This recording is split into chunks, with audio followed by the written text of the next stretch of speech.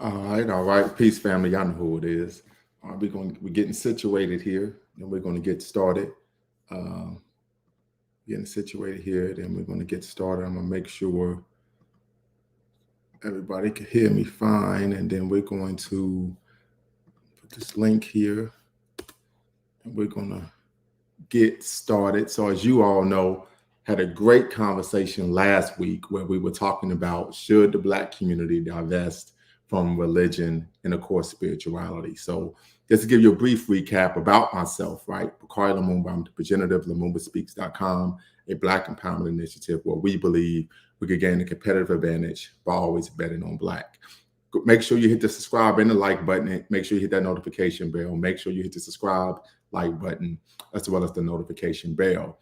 So we're going to have this conversation, and I'm inviting people to come in, people who have a different view than mine, right? So as I said before, I'm an atheist. Full disclosure, I'm an atheist. I'm a Pan-Africanist. I follow the Pan-Africanism of one Carlos Cook. If you're not familiar with Carlos Cook, he's considered the ideological son of one Marcus Messiah Garvey, and he created the African National Pioneer Movement after Marcus Garvey was in prison and, of course, deported to Jamaica to continue the quest for African redemption at home and abroad. And so, unapologetically Pan-African. However, what I have found for many Black people who tend to turn towards the Black radical tradition of audacious self-assertion, they aren't self-determining in all aspects of human life and human activity, as one would think, right? You would think that at some point there would be a complete move away from, of course, the concepts and ideas that were forced upon us during the Holocaust of enslavement, known as the Ma'afa. For those of you who are unaware what the Ma'afa is, the African Holocaust, that is what the African Holocaust of colonialism, imperialism, racism, and of course, slavery. So with that being said, what I have found is that many Black people can take on what I would call surface level issues of what being engaged in that Black radical tradition of audacious self-assertion. One may change their name, one may wear African garb, braid their hair, have dreadlocks, so on and so forth. But when we get down to the nitty gritty, and even Dr. Amos Wilson talks about this in his seminal text, Blueprint for Black Power, which I have right here, and I tell every Black person, if this isn't your Bible, you're playing games. But I think what tends to happen is it's very difficult to move away from the religious indoctrination that many of us suffered or faced or were forced to endure as children, right? And so with that being said, we want to have an intelligent conversation. But for me and my platform, it has to be facts over feelings. So if you make a claim, if you take a position, you have to be able to substantiate it. I'm going to say that one more time. This is the way I move with everyone: mom, dad, brother, sister, cousin, play cousin, even Thanos with the Infinity Gauntlet. If you make a claim, you can make a claim that is diametrically opposed to what it is I'm stating. That doesn't bother me at all. But if you make a claim, you must be able to substantiate it. And here at Lumumba Speaks, where we believe in always betting on Black, we believe in facts over feelings. I'll say this one more time. We believe in facts over feelings. There was a Queen sister who came on last Sunday. We had our live stream. Shout out to her if she's watching. But she had made a claim that science was religion. And I said, that's just completely false. And so we went into the definition of religion, the definition of science. And I believe that she conceded the point. But I think it's very important that we deal with facts over feelings. You can make any claim that you want, but you need to be able to substantiate it, right? And so with that being said, listen, I don't believe in completely throwing the baby out with the bathwater at times, right? When we're having this conversation, should the Black community divest from spirituality and religion and spirituality, what I call spookism, I am aware that in the history of African American history, particularly here in the death and decadence of the Western diaspora, there have been a number of religious movements that one could argue in part have helped Black people. We could talk about Noble Drew Ali and the Moorish Science Temple. We could talk about Elijah Muhammad and Nation of Islam. We could talk about some of the Christian movements, right, that got brothers off the streets, and even though they were pandering, right, or preaching the gospel of Jesus Christ, it turned them away from a life of crime, right? Got all of that. These are historical facts, right?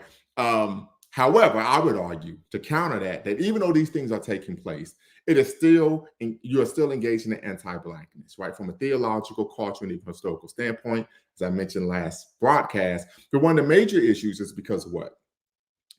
It promotes a process of self-abnegation, and that in order to become more pious and close to the divine, you have to what? Distance yourself from your own history, heritage, and culture. And what am I talking about here? I'm talking about the three major monotheistic faiths here in the world, known as Judaism, Christianity, and Islam. But I don't just have smoke for the Abrahamic faiths. I even have smoke for African religions and African-inspired religions. So what do I mean by African-inspired religions? I mean Santeria. I mean voodoo. I'm talking about Rastafari, right?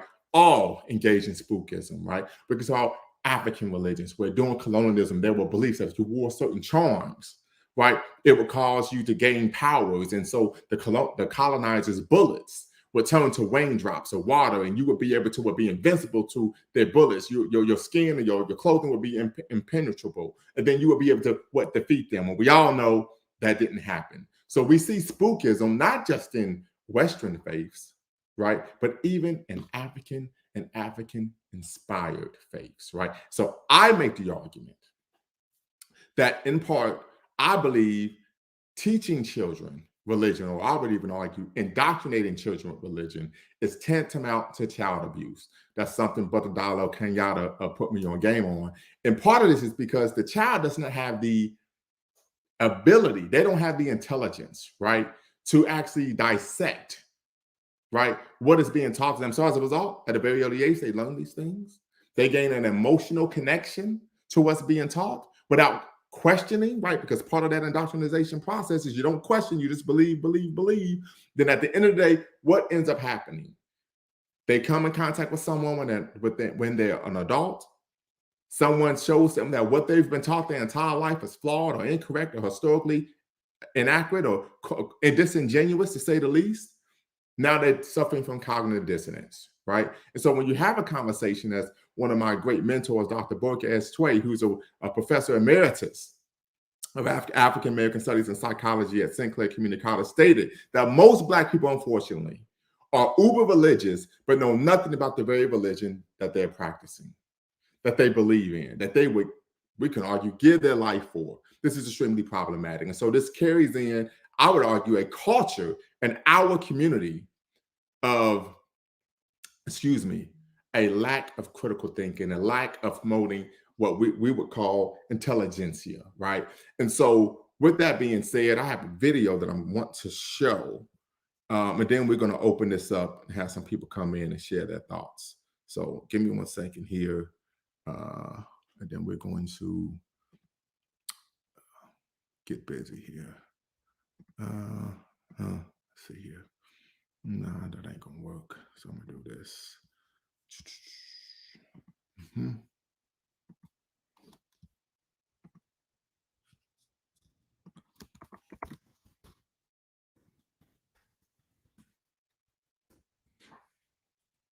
All right. Let's see here.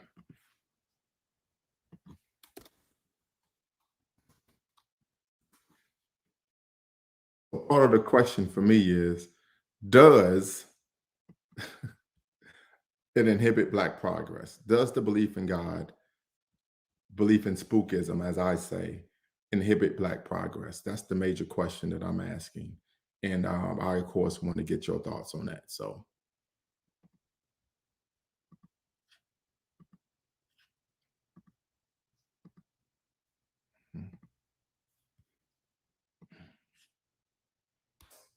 Let's see if I can pull this up this way.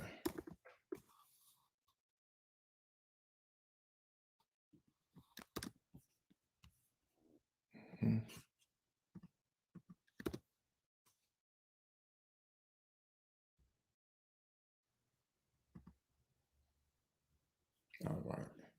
So we're gonna hit it this way. And then, and this is a great brother. This is a brother who, Jeremiah Kamara, if you're not familiar with him, he has a website, holylockdown.com. I've been following his content for a great amount of time. And so You got to check out his content. You should subscribe to his channel, but I'm going to be showing his video. And so I just want to give due credence to where I'm getting this video from to make sure I get that brother his roses while he's still here with us. So here we go. Brother Dilo Kayada, I see that you're here and waiting in queue. I'm going to bring you on in a second after I show this video.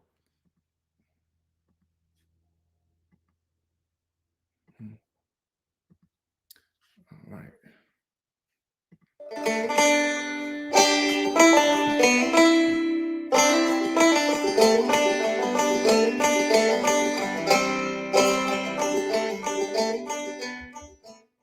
Welcome to another episode of Slave Sermons. Why is it that the word faith is the only word in the Bible that is on this journey, Father? This is a tough journey to travel. Father, there are some situations that lie before us, God, that we're just not sure if we can handle this.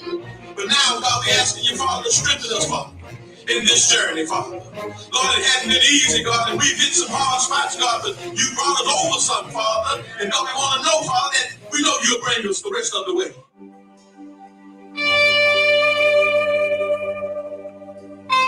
we need you, Jesus. We need you, Lord. We can't breathe without you. We can't think without you. We can't move without you. We can't make decisions.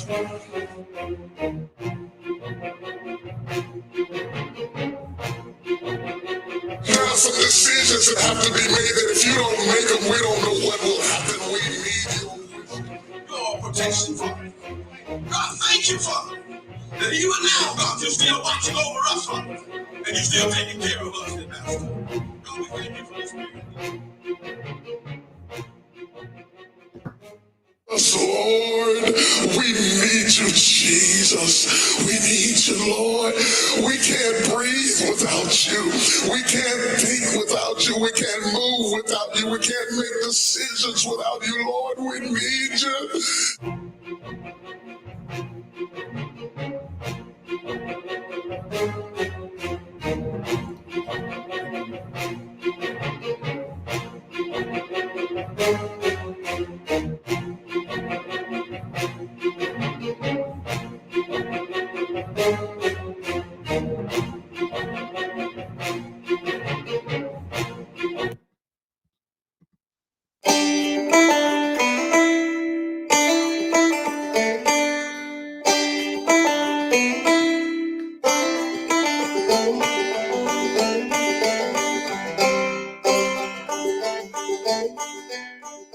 Welcome to another episode of Slave Sermons. We are a nation of living religions. If a Jehovah's Witness or a Muslim ever says to you, the Word was God, that's a mistranslation. You need to see our New World Translation. You're not making any sense. Only Jehovah is God Almighty and the universal sovereign, and his son was created. God was not created. Well, I'll be damned. Jesus Christ came on the earth and told black people, Hispanics and Native Indians that they are God's chosen people. It's bullshit. An Egyptian. A what? An Egyptian. But Moses was a Hebrew, right? Are you sure about that? When Prophet Muhammad finally showed up, he cleaned up the place, got rid of all the idols that the pagans had been worshiping. So, were there any witnesses? Sit your ass down. Today, I'm going to prove to you that Judaism is the only correct religion. What makes you so sure?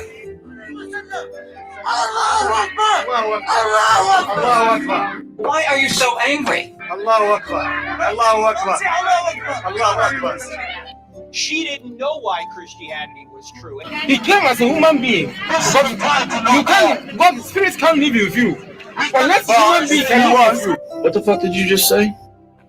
And we don't believe you can be saved if you're not a Jew. We didn't say Jewish. You got to be a Jew. Who told you that? Welcome to the Institute of Divine Metaphysical Research. To what? The daughters of Zion are haughty. What does the word haughty mean? Jesus, stop. Don't tell me I don't want to know. dedicated to showing proof of the existence of Yahweh, our Elohim. Who the hell is that? I want Christianity to have a strong flavor. I'm afraid it's too late for that. According to the Church of Scientology's belief system, Those people are crazy. They expect you to learn that stuff in one day. God is a mathematician. Are you serious? No, Adam was not the firstborn of all creation. He was the first human created, correct, by Jesus and Jehovah together. Get the fuck out of here. That there's only one thing that Christianity and Islam and Judaism all agree upon, and that is that Judaism is true. Oh yeah? Well, what makes you so damn sure? Now, this is a false religion that people have been asking me to preach against for a long time. You know what? I'm one of Jehovah's Witnesses, but if you would like to learn more about the fact that... Yeah, right. The only religion, the only scripture that passes this test is Islam and Quran. Don't believe those lies, son! Christianity, it's real, it's tangible, it's survived, it's been somewhat proven. Proven. I guarantee you, only in the Judeo-Christian worldview will you find these 4 questions answered with corresponding truthfulness. You must think I'm crazy. Jehovah is the only true God, the sovereign of the universe. Damn, that's some scary shit. We would say that the Catholic Church has the fullness of truth. You're so full of shit. And you're wearing a terrorist neckerchief. If you understood, you didn't hear the lady. could you please answer my question? You don't get to make a speech. That's not fair. You know it. We know Pentecostalism does not meet that design. It's over 1900 years. Too late. Damn it! I would not remain a Baptist because the Baptist position from the time of the Anabaptists, really from the time of the New Testament, is very different. You've been doing your research, huh? We are doing an old tradition thing of throwing our sins to the sea. That's just a silly superstition. A lot of the things that are preached in this sermon will cross over to a lot of other false religions. Do you expect me to believe this?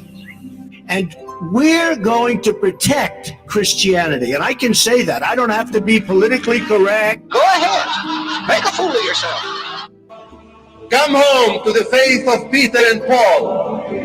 Fuck them. Mormonism, with Catholicism, with Hinduism. Shut the fuck up! Because they have a lot of the same beliefs as this false religion of the Church of Scientology. We are a nation of living religions. Mormonism, they have a lot with Catholicism as this false religion of the Church of Scientology. When Prophet Muhammad finally showed up, he... All right, Brother Dilo, I know you got a lot to say, so I'm going to let you have the floor.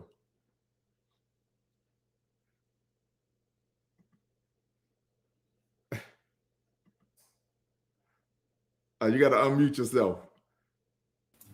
Damn, that's messed up. I just said the most cold-blooded thing you ever heard, and I don't remember what it was. No,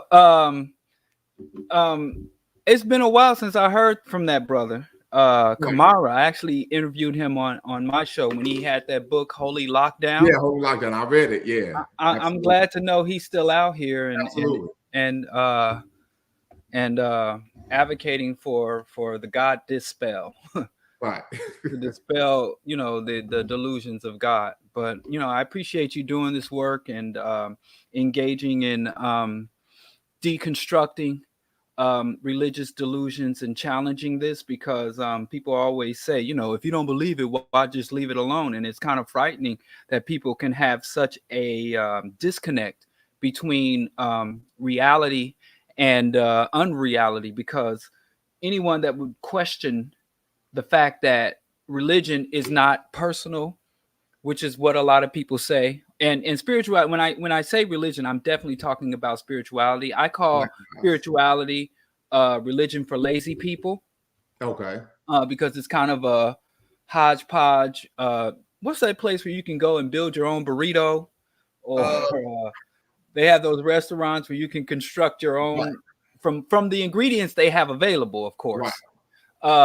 So that's kind of what every spiritual person I've ever engaged with, they just kind of pick and choose where they want. Therefore, they don't have to really exert themselves to following anything pre-established, but you pretty much have the same outcomes, more or less, spiritual people. So that when people ask why we who don't believe, we who reject, we who question, we who are skeptical, why we're always focused on religion, is simply because it's one of the maybe top 3 most impactful institutions in the world, and probably in the top 5 most destructive human inventions in the world.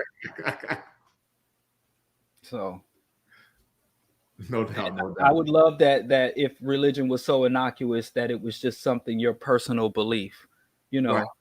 Like your search history is personal, but ain't nothing personal about your belief. You didn't come to your belief as an individual, and it doesn't impact you alone as an individual. Right.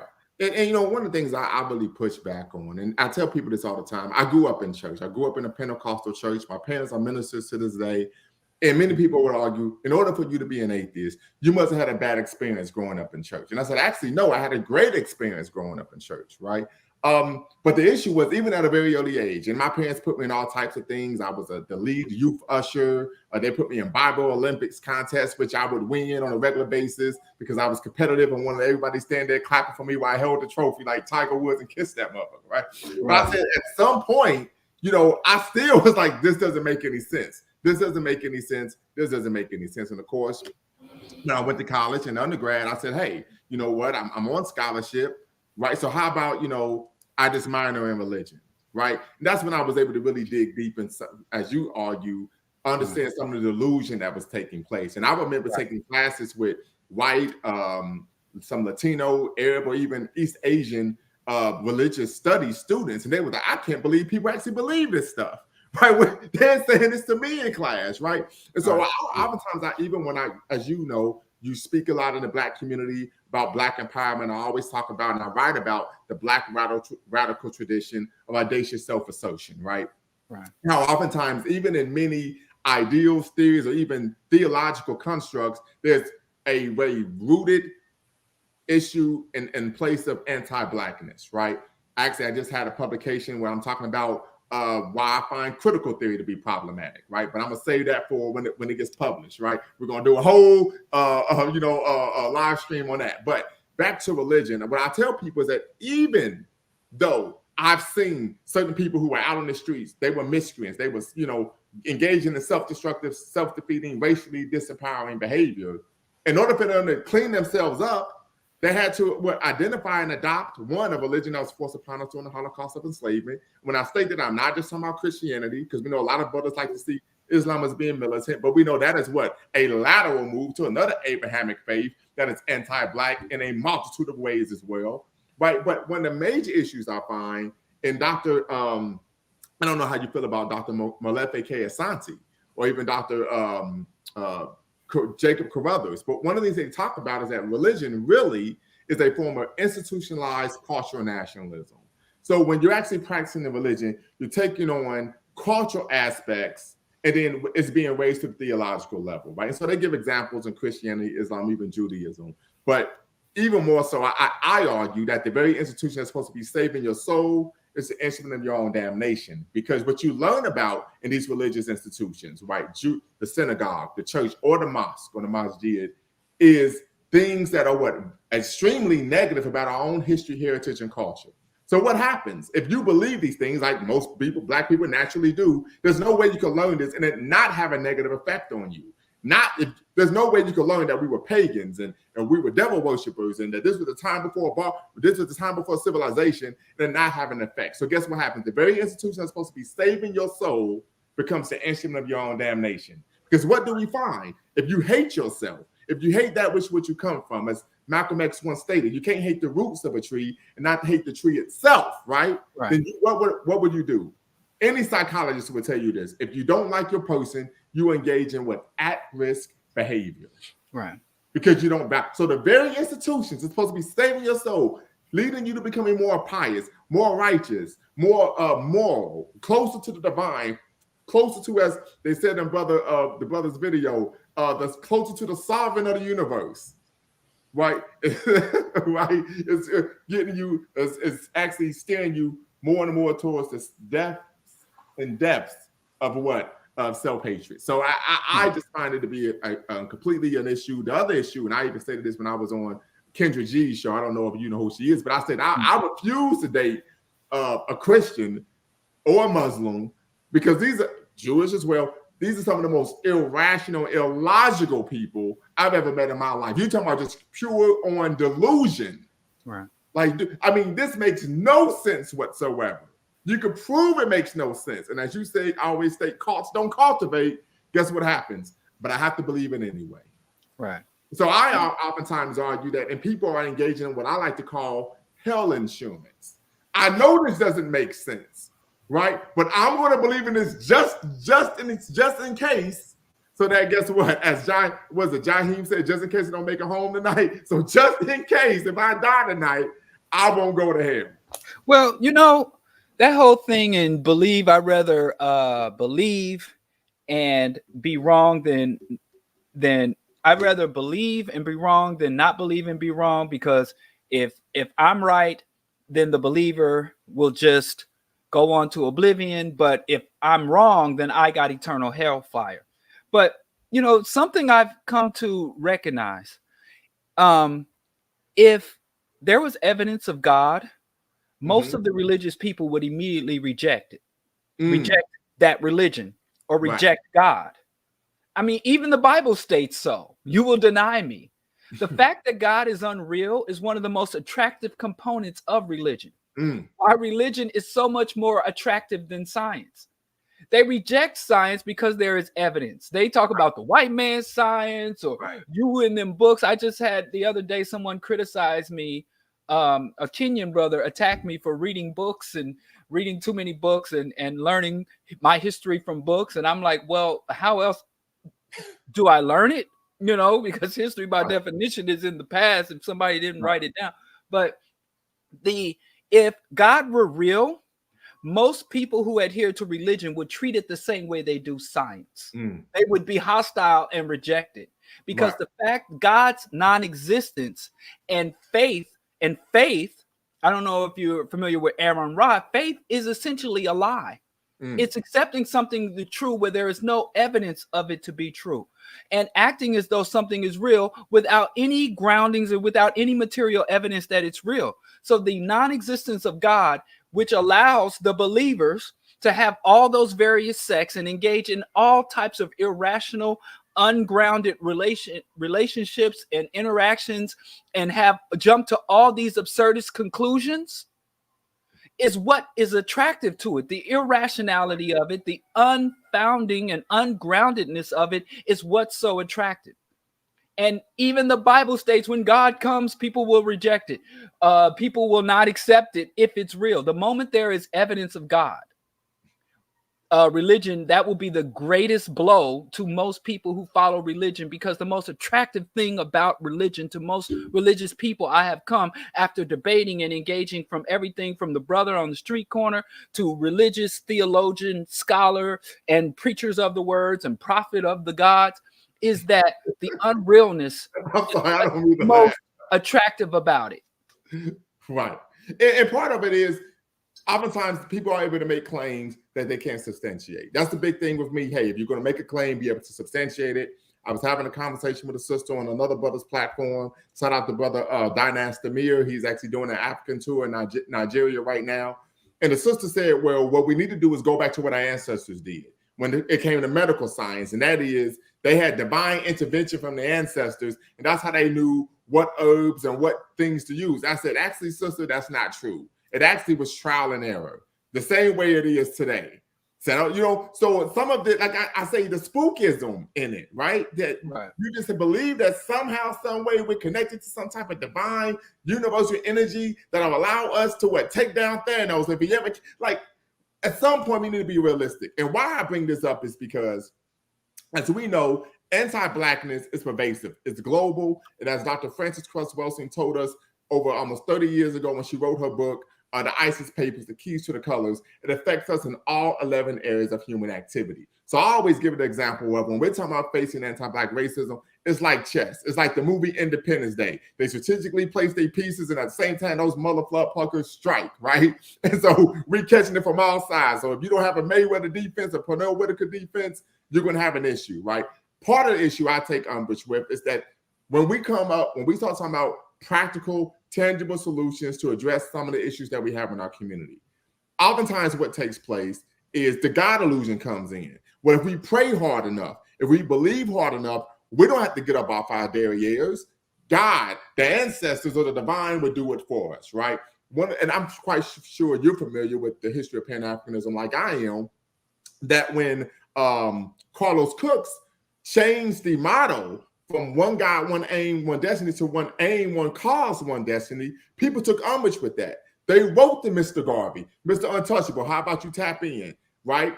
They wrote to Mr. Garvey. Mr. Garvey wrote to Carlos Cook and said, good job taking God out of the movement. I wish I had did that decades before, and maybe we wouldn't be in the situation that we are in now, right? And so even Dr. Amos Wilson talks about, and I'm quite sure you have his book as well, Blueprint for Black Power. He says any movement that you have to improve the conditions of Black people in any way, shape, or form must be devoid of any belief in God.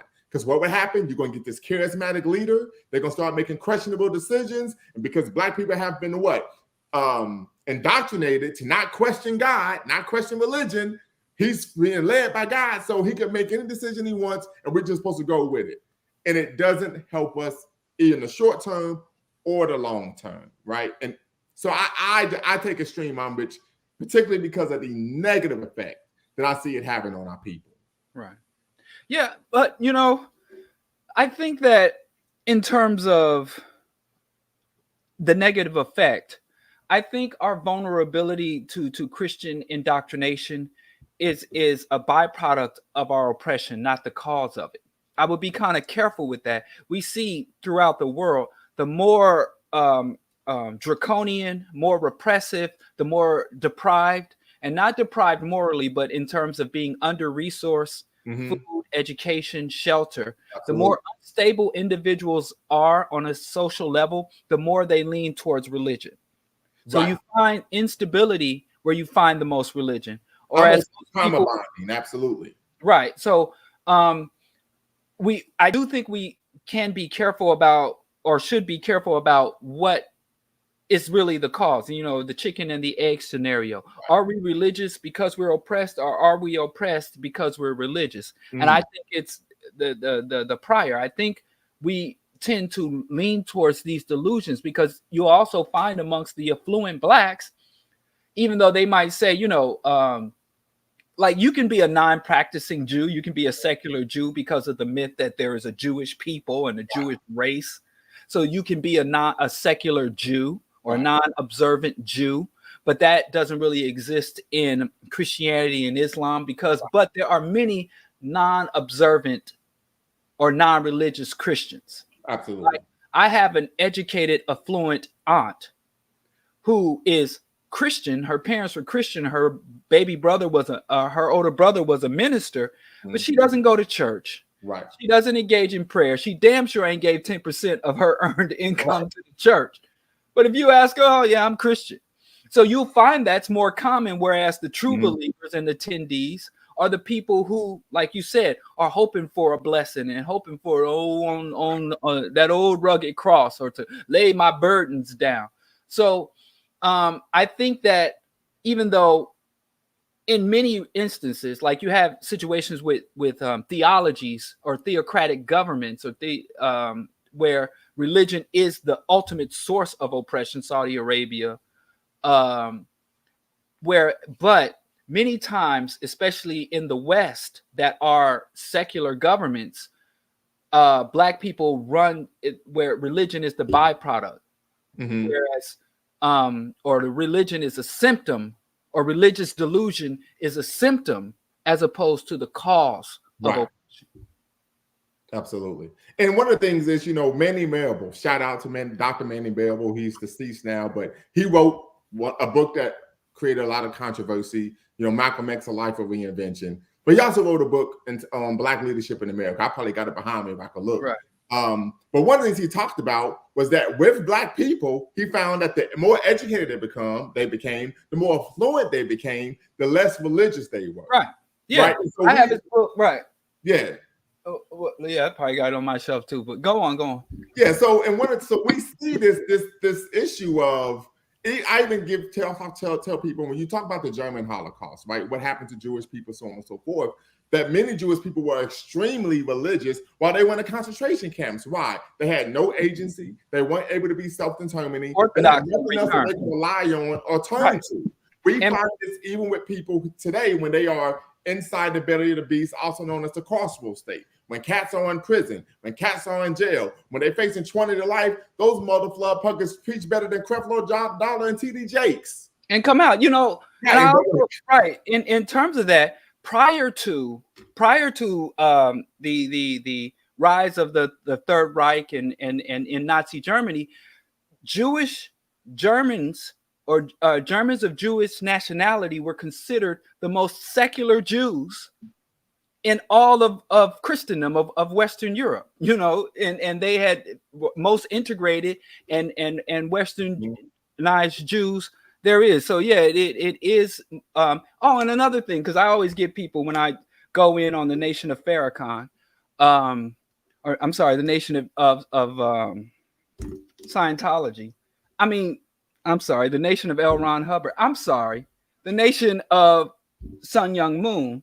I mean, the Nation of the Unitarian, the Nation of Islam. They always say, well, Islam has cleaned up a lot of brothers from jail. Right. When I worked in a prison, I've done prison outreach. I got way too many people that I love and concern for that have been in and out of prison for decades. Right. And one thing you see is there is literally a laundry list of predatory organizations from the Nation of Islam to Mothers Against Drunk Driving that prey on and exploit people in their most vulnerable state. That goes in and gets people that are being directly and deliberately traumatized. And when you're traumatized, researchers have shown that your limbic brain takes over from your cerebral cortex. Your cognitive critical thinking brain becomes subordinated to your survival instinct, flight or flight. So you're more vulnerable to accepting shit that when your cognitive brain was dominant and you weren't in a flight or flight survival mode, you would have laughed at or rejected outright. So a lot of people find God. I have friends that came out Muslims and friends that came out Christians, that went to prison or were arrested, but they were not religious at all. So yeah, that's another thing. I don't think that's something we should celebrate. I think that's another form of exploitation that and religion convert people when they're at their lowest. And as oftentimes, and people say, well, that's just the road to Damascus moment, right? This is how God reaches you when you're at your lowest, right? But you say it's exploitation. And even many therapists would argue you shouldn't get into a relationship while you're experiencing trauma or when you've gotten right out of a traumatic situation, because you are extremely vulnerable. And not when you're a children. Most people come to God through childhood indoctrination or some severe trauma that reduces their big ability for cognition. Absolutely. They even do tests where people watch violent scenes on a screen and then they have them take some basic cognition test and they score lower than when they're watching Serenity or they haven't been exposed to disruptive or high stress images, even if it's not your personal stress. So converting someone who's going through it is a predatory behavior that religion has engaged in. And that's also why throughout history, going back to the Dark Ages, going through the Ma'afa, religions and religious institutions have always opposed social reforms that would empower the people, because they always understood if the people are, and I don't care if it's housing, food assistance, women's liberation, any legislation that relieves repression always harms religious institutions. And that's why, religion and conservatism are married. They want to hold people where they are. So, Brother Javon, go ahead and tap in. Appreciate you being able to, call in. Appreciate you, brothers, for having me this evening, man. I'm just, again, falling in line, seeing where I want to, speak up. You guys are going ahead and cooking, so, I'll chime in whenever I raise my hand or whatever, but y'all go ahead and do it, man. Appreciate it again. Everything being said this evening is right on point, so.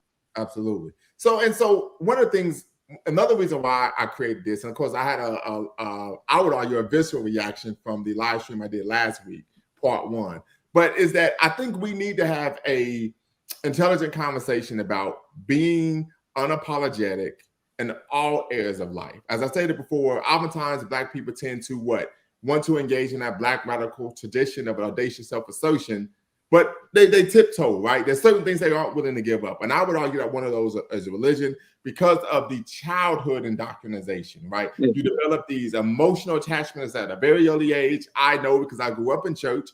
And then it becomes very difficult for someone to then tell you, hey, what you've been told is inaccurate, right? Mm-hmm. The stories in the Bible, because I remember I had a conversation with a sister. She said, well, science just describes how God did what he did. I said, that sounds good, but scientists would tell you that from a scientific standpoint, what is said in the Bible is scientifically impossible, right? I said, you don't believe you guys Neil deGrasse Tyson, right? So I said, so once again, we get to the point to where we're trying to make sense out of something that doesn't make sense. And I believe it inhibits our ability to be critical thinkers, right? I can recall in undergrad, there were a lot of people who grew up in the church. And when I say the church, I'm not just talking about Christianity. I'm talking about organized religion as a whole, to would say, well, in order for me to be with a man, I need to have a God-fearing man, and so on and so forth. When I would tell them, that sounds good. But when you get out into the world and you start living life as an adult, this thing that we now call adulting, what you're going to realize is that what matters is what? A person's character. Mm-hmm. Don't matter if he believes in God, if he fears God, if he submits to the will of God, none of that matters. No matter what name he calls God, what matters is a person's character, the values that they live their life by, right? Because we have a lot of individuals who are cold-blooded killers, right? But they pray 5 times a day. Well, and more so because, and again, a woman that says she wants a religious man, she wants a man that's going to see her as a property that has no inherent rights or in autonomy of her mind or autonomy of her body. I've yet to meet a Christ-like Christian. If you find a person who, the people who live biblically or live according to the Quran and Haditha and religious teachings, they are called fundamentalists. Absolutely. And in today's conversations and today's lexicon, fundamentalism is synonymous with madness. Yes, absolutely. Fundamentalism is synonymous with, when you call someone a fundamentalist, it's pretty much associated with violence. Absolutely. Extremism. Exactly. Because anyone who tries to truly live biblically, Quranically, or tyrannically is going to be in prison or a sane asylum. Yeah. That's why I've yet to meet a Christ-like Christian, because everybody loves Christianity until some Christian shit happens. Convenience. Everybody loves Islam until some Islamic shit happens.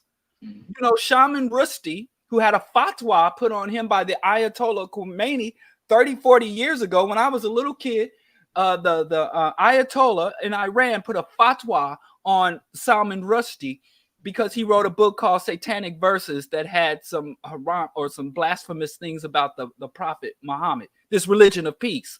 And a fatwa is some gangster shit. It means terminate on sight, as the back in the day, the gangs used to say TOS, terminate on sight, or BOS, beat on sight. It means any devout Muslims is obligated to take this man's life when they see him. And it took 40 years, but this guy ran up and stabbed this man in the neck because he wrote it was a fictional book about a fictional character.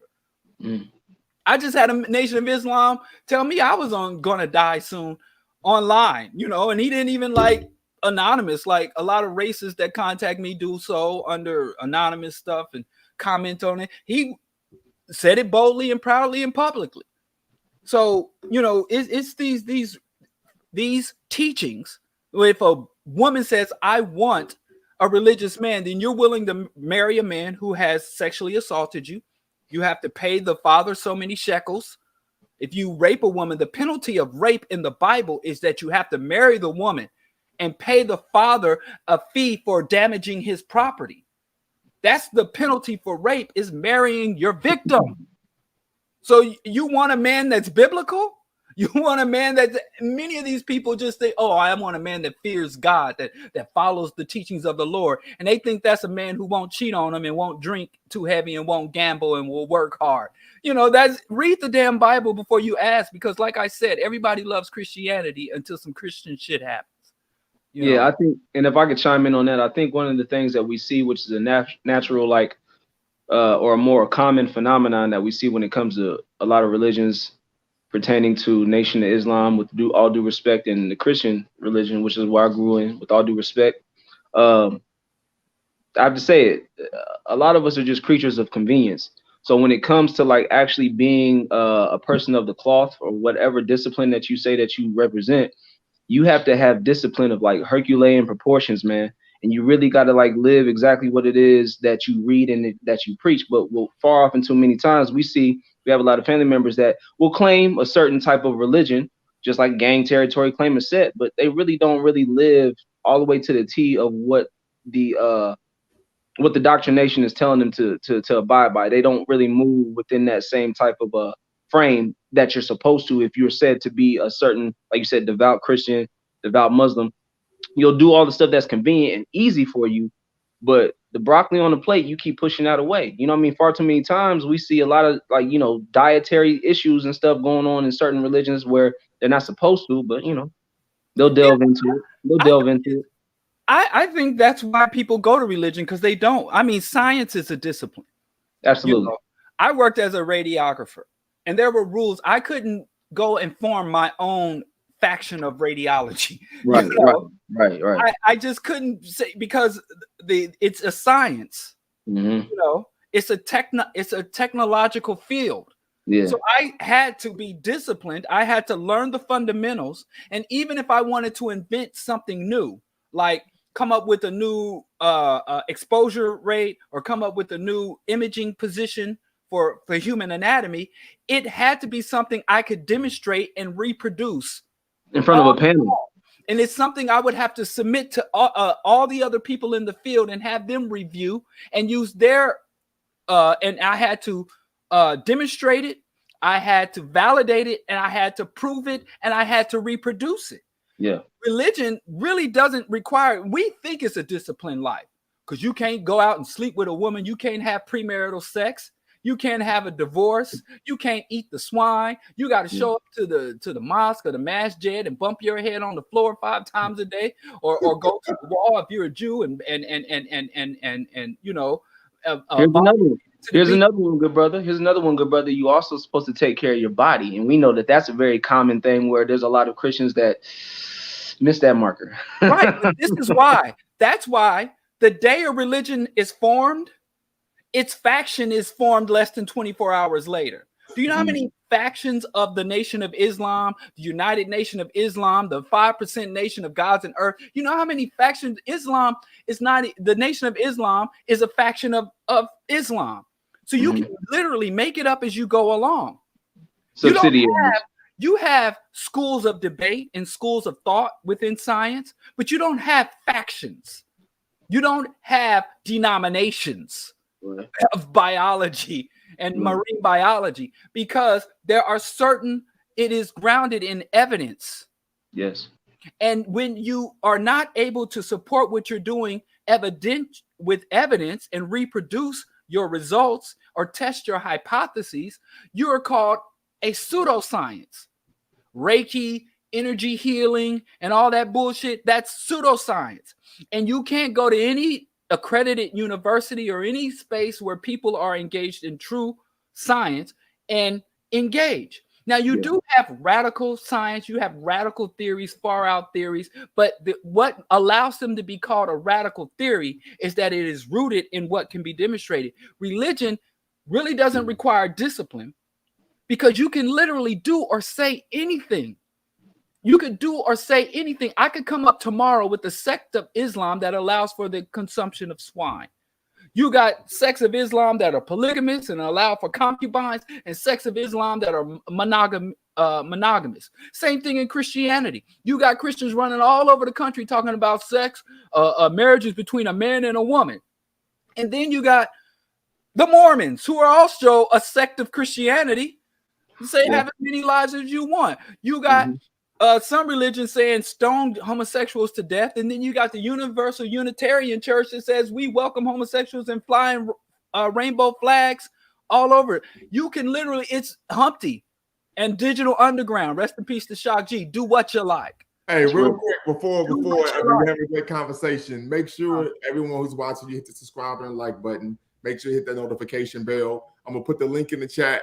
Once again, if you want to chime in, join the conversation, give us perspective. Like I stated before, you don't have to give a perspective that is in line with what myself and the other panelists are stating, right? My concern, my interest is simply that if you make a claim, you're able to substantiate it with facts, right? We want to have an intelligent conversation where we're dealing with facts, not feelings. All right, please go right ahead.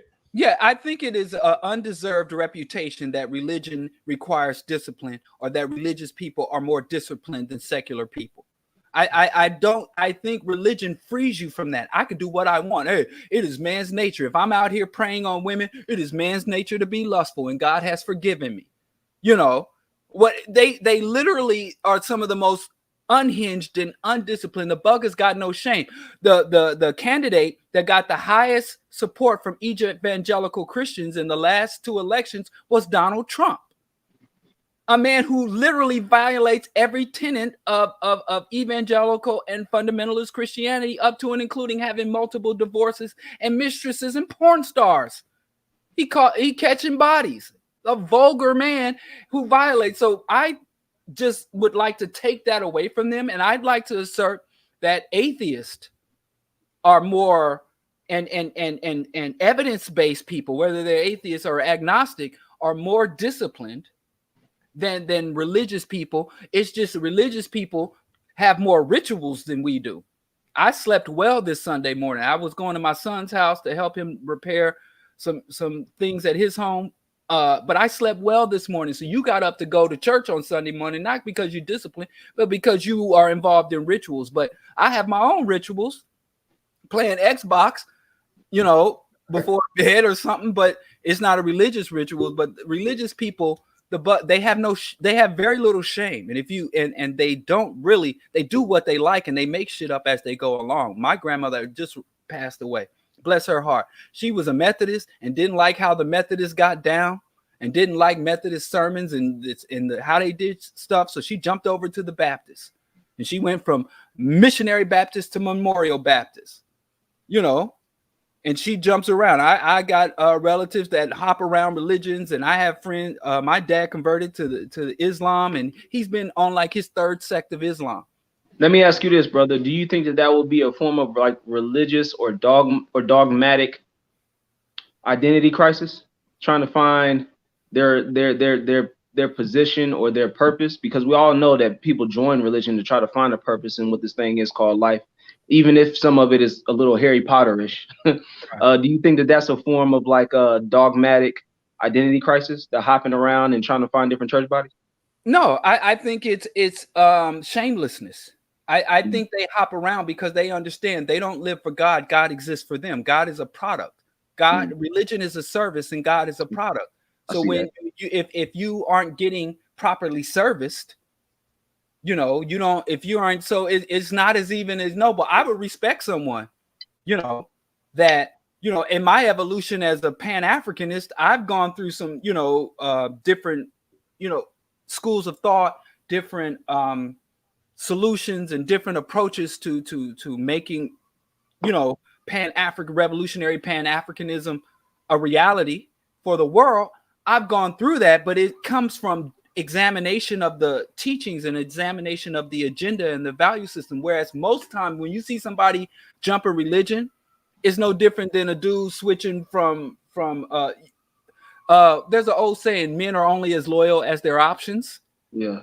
You know, so if I've been going to this storefront church and then, you know, I've been getting what I want emotionally, and then prosperity ministry comes, and my minister drives a truck, and the next minister across town driving a Rolls Royce, and I want to be a part of that and the bling bling ministry, and so they go there. My uncle had a church where when he was starting his church, a lot of people jumped over to his church because it was a small storefront church, so they could be more influential and be heard. There were more opportunities, you know, the religious establishment was being built. So they jump over here and try to where they could exercise more control. Establish like more footing, better footing, and more Yeah, ground. and then my brother, who was raised up in a storefront church, he moved to Atlanta, got a good job, started making money, and he jumped over to prosperity ministry. There was no crisis or no examination or no, you know, revelation. He just was like, this suits me better. Religion, again, people treat it like any other type of social club, like any other fraternity. Yes, absolutely. Social club. Social club. It is. They don't show respect, but they want people to respect their delusions when they don't even show proper respect for their delusions. I have a homeboy who went from Christian to Muslim to Kemetic science, and when he went into Kemetic science, he went into the Asar Set Society, and then he jumped over to the Bahami Temple, you know, and then he just got into Zon power and started, you know, Bull of Ra. People, I wish that the religious people gave this shit as much thought as they pretend to, half as much, you know. But it's a grab, it's grabby, touch. It's a free for all.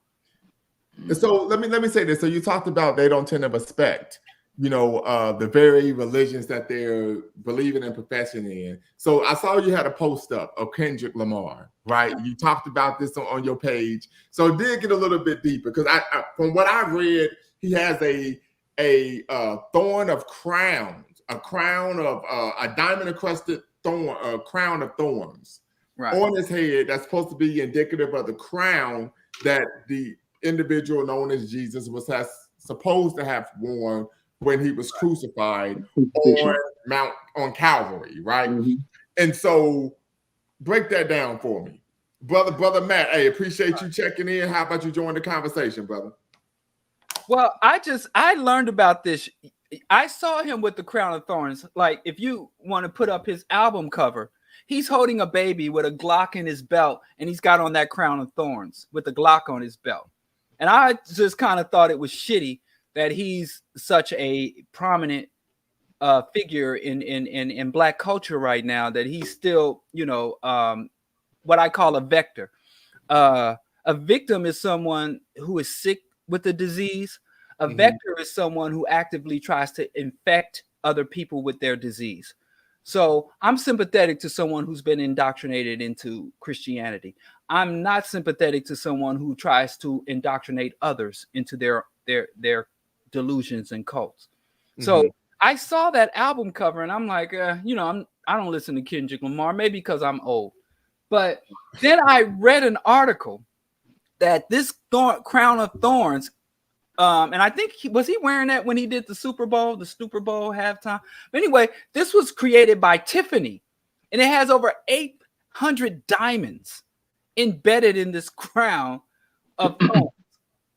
And there's even a video someone shared with me that same day that showed Tiffany constructing using computer technology and hand embedding this crown. So he don't even get down with what he claims to get down with. It just kind of threw me, especially since so many people like Jesus, the character Jesus, who's no different than Zeus or no different than Ra. And I'm going to piss some of y'all off, no different than Shango.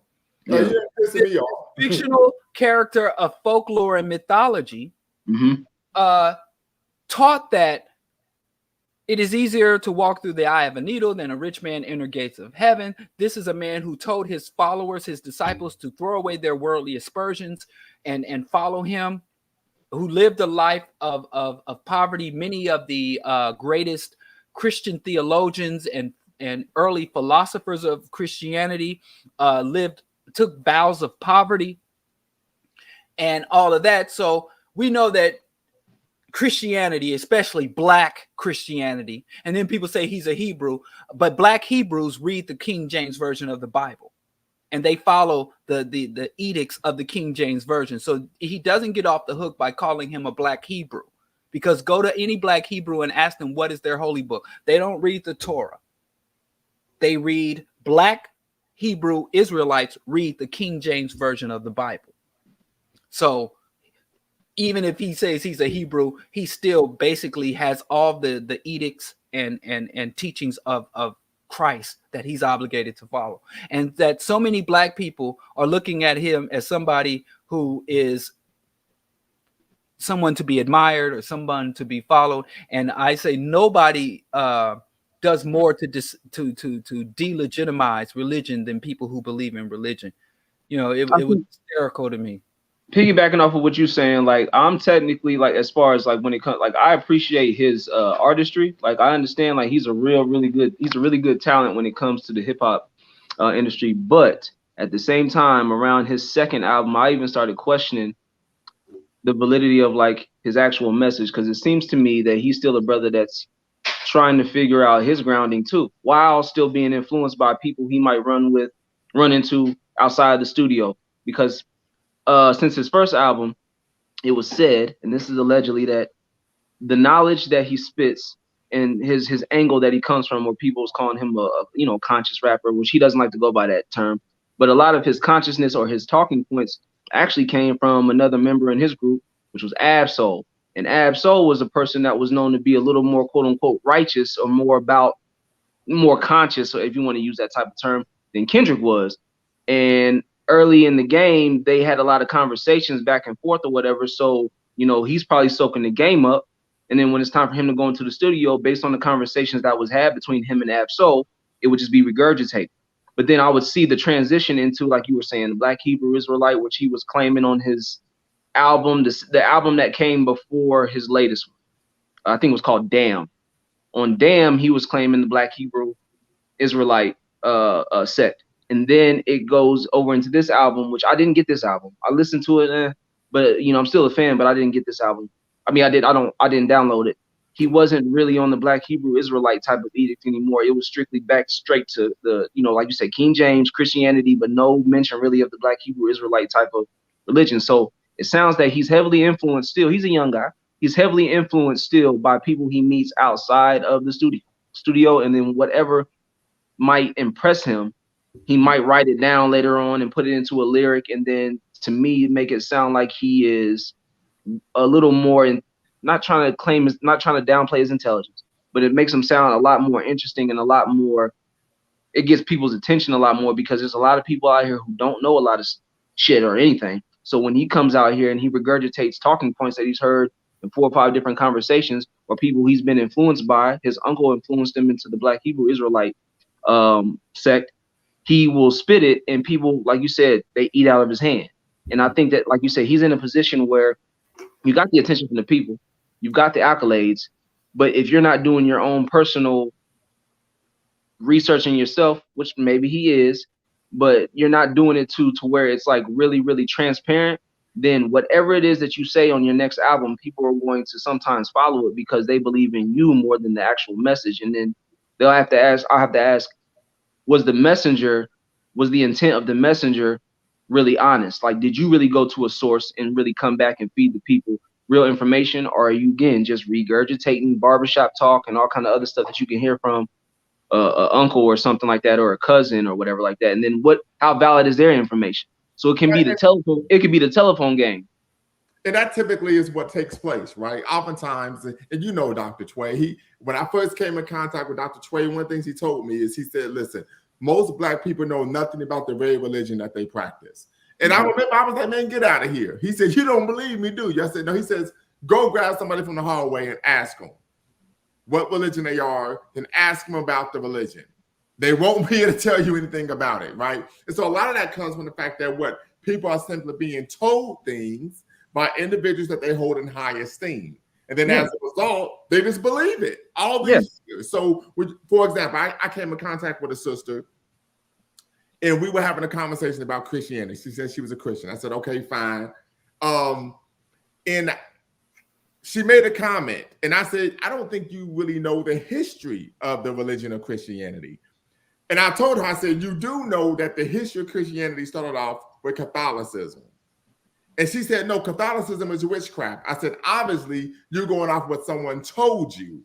Because if you knew the history of Christianity, you would know that the church, right, this Jewish cult that believed that Christ was the Messiah, created what was known as what we now call a church. And from that was what the church is known as Catholicism. From Catholicism, you got Protestantism, then you got, Lutheranism and Calvinism, so on and so forth. So I said, so it's obvious you don't actually know the history of the religion that you're practicing or what you believe in. A lot of that is based on the fact that you're simply believing what someone told you. Now, I would argue that some of that is based on convenience, intellectual laziness, but also our historical connection to how we came in contact with the religion. But I don't think that's unique to us. Remember, for many centuries, the Bible was written in Latin when most Europeans couldn't read at all. Absolutely. And there was a huge fight within the church as to whether or not the Bible should be mass produced and whether it should be written in the common language or the common tongue. And a big part of the Protestant rebellion or the Protestant church, the Protestantism, was saying that, to loosen the hierarchy and make it more. So, it's not even if we did come to Christ through slavery and colonization. Mm-hmm. So did white people. Mm-hmm. White people came to church. Remember, the Romans were the first Christians. The Roman emperors were some of the first people that legitimized Christianity, and they were conquerors. They were colonizing other white people. It's kind of funny to me that we came to religion through slavery and conquest, but so did white people came to Christ, the pagans, and how many white people have been literally lynched, burned at the stake? Spanish Inquisition alone right there was letting you know as a marker and timeline where they were really forcing it down your throat by death, punishable by death if you didn't get down with that. Right. Mm-hmm. So with Christianity, it has been nothing but it's a bloodthirsty religion. Yeah. I'm bathed in you have black people literally, I'm bathed in the blood. I'm washed in the blood, and then they see Africans take some chicken, beheaded chicken and spread the blood and be like, oh, look at that. And a black person could literally walk out of church after eating the body of Christ and drinking the blood of Christ and see an Orisha or Ifa shrine and be like, oh, that's it's crazy to me. But the violence and madness of Christianity, the bloodlust of Christianity, genital mutilation of Christianity has just been so embedded and ingrained in us. We don't even see it for what it is. Right.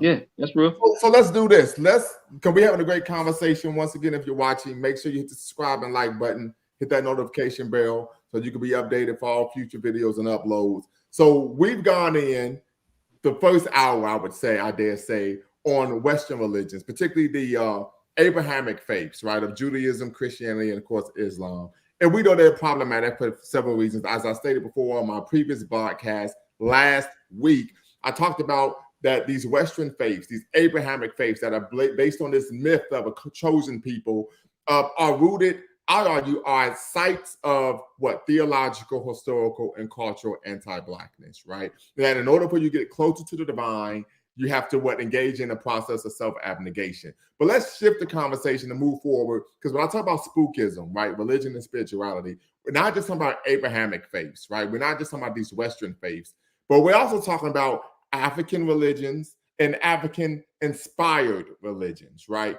So I want to know if we can shift the conversation and have a conversation about African religions and African-inspired religions as well. Okay, where you want to start at? Like go ahead and, kind of. Well, I think one of the most, in the West, one of the most popular spiritual system is probably the Kemetic sciences and the Kemetic religion. I see that so much more amongst the African diaspora here in the U.S. than maybe Ifa, the Yoruba or Khan faiths, and they're probably one of the biggest Egyptian religion churches is actually Dr. York, Malachi York. He went to Atlanta and built a Egyptian replica pyramid and sphinx and obelisk, and of course he's jumped from Islam to many, but also the Asar Set Society And he's in federal prison now, correct? Yeah, for numerous counts of child molestation. Absolutely, he's a pedophile. But if you go to Harlem, parts of Harlem, Brooklyn, New York, right now, you'll see monuments. You'll see giant murals painted to him. My wife and I were driving down the street in Brooklyn just a couple of weeks ago, and my wife looked and said, "Is that a Sarazet?" Because there was a building adorned with Egyptian symbols, hieroglyphs, and all of that. And I said, "No, that's not a Sarazet." I said, "That's actually Dr. York's followers in that building." I can't remember. It was a red building. Anybody here from Brooklyn, y'all know, know what I'm talking about, because you can't miss it. Well, we were on our way to Dunwell Donuts. We were headed towards Williamsburg to get some vegan donuts, but so I think that when you look into those various communities, you see a lot of abuse, economic exploitation, not just the justification for sexual predation, but the cover up of it and excusing of it, victim blaming. You see all of that in the Kemetic cults, which I think is one of the most prominent people, our Egyptian ancestors. And a lot of people, they just throw it around, Egyptian sciences and Egyptians. And I think are in the US or in the African diaspora, our obsession with Egypt, our fixation on Egypt, is a byproduct of white people's fixation on Egypt, where there are many African cultures and systems that actually we have a stronger tie to, or direct ancestral lineage to, we know nothing about or neglect. And I would say after that, Rastafarianism outside in the US, again, if you're in a different area of the African, especially the Caribbean or Central and South America, Rastafarianism, which is extremely problematic from the violent homophobia, intrinsic sexism of Rastafarianism, to the neglect that it imposes on its followers. There was this wonderful documentary talking about how many impoverished, because many people, when they take the Nazarene vow and grow their locks and refuse to cut their hair and beards, they become outcast. They become dreaded in the Caribbean. They can't get gainful employment. They have no health insurance. They end up homeless and in the street beggars. And the Rastafarian community does little, even though we've got global and international superstars who follow these, who claim to be Rasta. They don't kick back to those people. And also in Ethiopia, the homeland, the petty dictator Haile Selassie, the god of Rastafarianism, used the Rastafarian adherents as a political tool in his corrupt regime by giving them a plot of land and allowing them to come there to Shashamone land. So even internationally, the Rastafarians have been used as tools or puppets in the ongoing neo-colonial and African elite exploitation. Haile Selassie, had private jets with European pilots and going around the world in the finest garments as his people starved. And there's still conflicts going on, bloody conflicts going on there in Ethiopia right now based on those regimes. So if I could, Mr. Untouchable, he's asking how many Rastas do you know? And I would just state this for full disclosure, that I am someone who has been a practitioner of the Rastafarian faith, right? Typically, there are two strands of thought in Rastafari. One is one that is uber religious and believes in Haile Selassie as, God reincarnated, so on and so forth. And then there's another strand that is particularly strictly political, and that focuses on Afrocentrism, repatriation, so on and so forth. One of the things that led to me removing myself from Rastafarianism was the fact that there was this focus on that somehow poverty made you pious. And that's not something I could get with. I'm like, this is just nonsensical, right? I can recall having conversations, going to Nyabingi events, and the women were forbidden from being able to play the drums. Like, what part of the game is this, right? So it's seeing the sexism, so on and so forth, led me to be removed from it. Of course, part of it was there wasn't anything tangible. And the fact that I was always more political than anything else, right? So of course I was able to identify with Afrocentrism, you know, the locking of the hair, as Brother Javon knows, I had locks for a very long time, about 10 years. And even of course the wearing of African clothing, garments, the rejection of Babylon, as they would say. But one of the major issues, once again, as you stated, are some of the things that you of course alluded to. Yeah, well, I know plenty of Rastas. I moved to New York City in 1992. And my best friends, my earliest friends there were Rastafarianism. A good friend of mine back then was from Kingston, Jamaica, and he converted to the Rastafarian faith a little bit after I met him. And they had the drum circle in Prospect Park. I would go there. My favorite restaurant that just closed was vegetarian. And seafood, the best vegetarian on Nostrand Avenue. I was all up and down Nostrand Avenue. The school I went to, SUNY Downstate, was on Church Avenue. So I was within the Rastafarian community. I know several Rastas back then personally and learned quite a bit about both their ideas and their lifestyle from it. Now, I don't think you can be a Rasta. And two of my favorite artists, number one is Sizzla Kalonji, who's a Bobo Ashanti, which is fundamentalist Rasta, and Muda Baruka, and Muda Baruka. And I just play them. Get to the point. God, this the Rasta man. I me burn the chalice when the Yankee bun joined. I used to go. Shout out to G's Jamaican on Troost Avenue in Kansas City, the flyest reggae club in the Midwest. So I was well steeped in. And I would ask these questions and have these discussions about, you know, Rastafarianism being rooted again. It's really the sect of Christianity. It's true. It's like almost Afrocentric Christianity, to be right. honest. And it came about because Marcus Garvey, who is considered the Moses, right, basically the Moses figure, said when he left Jamaica to go to the U.S. to found the UNIA, he said, look to the east for the crowning of a black king. Therein lies your salvation.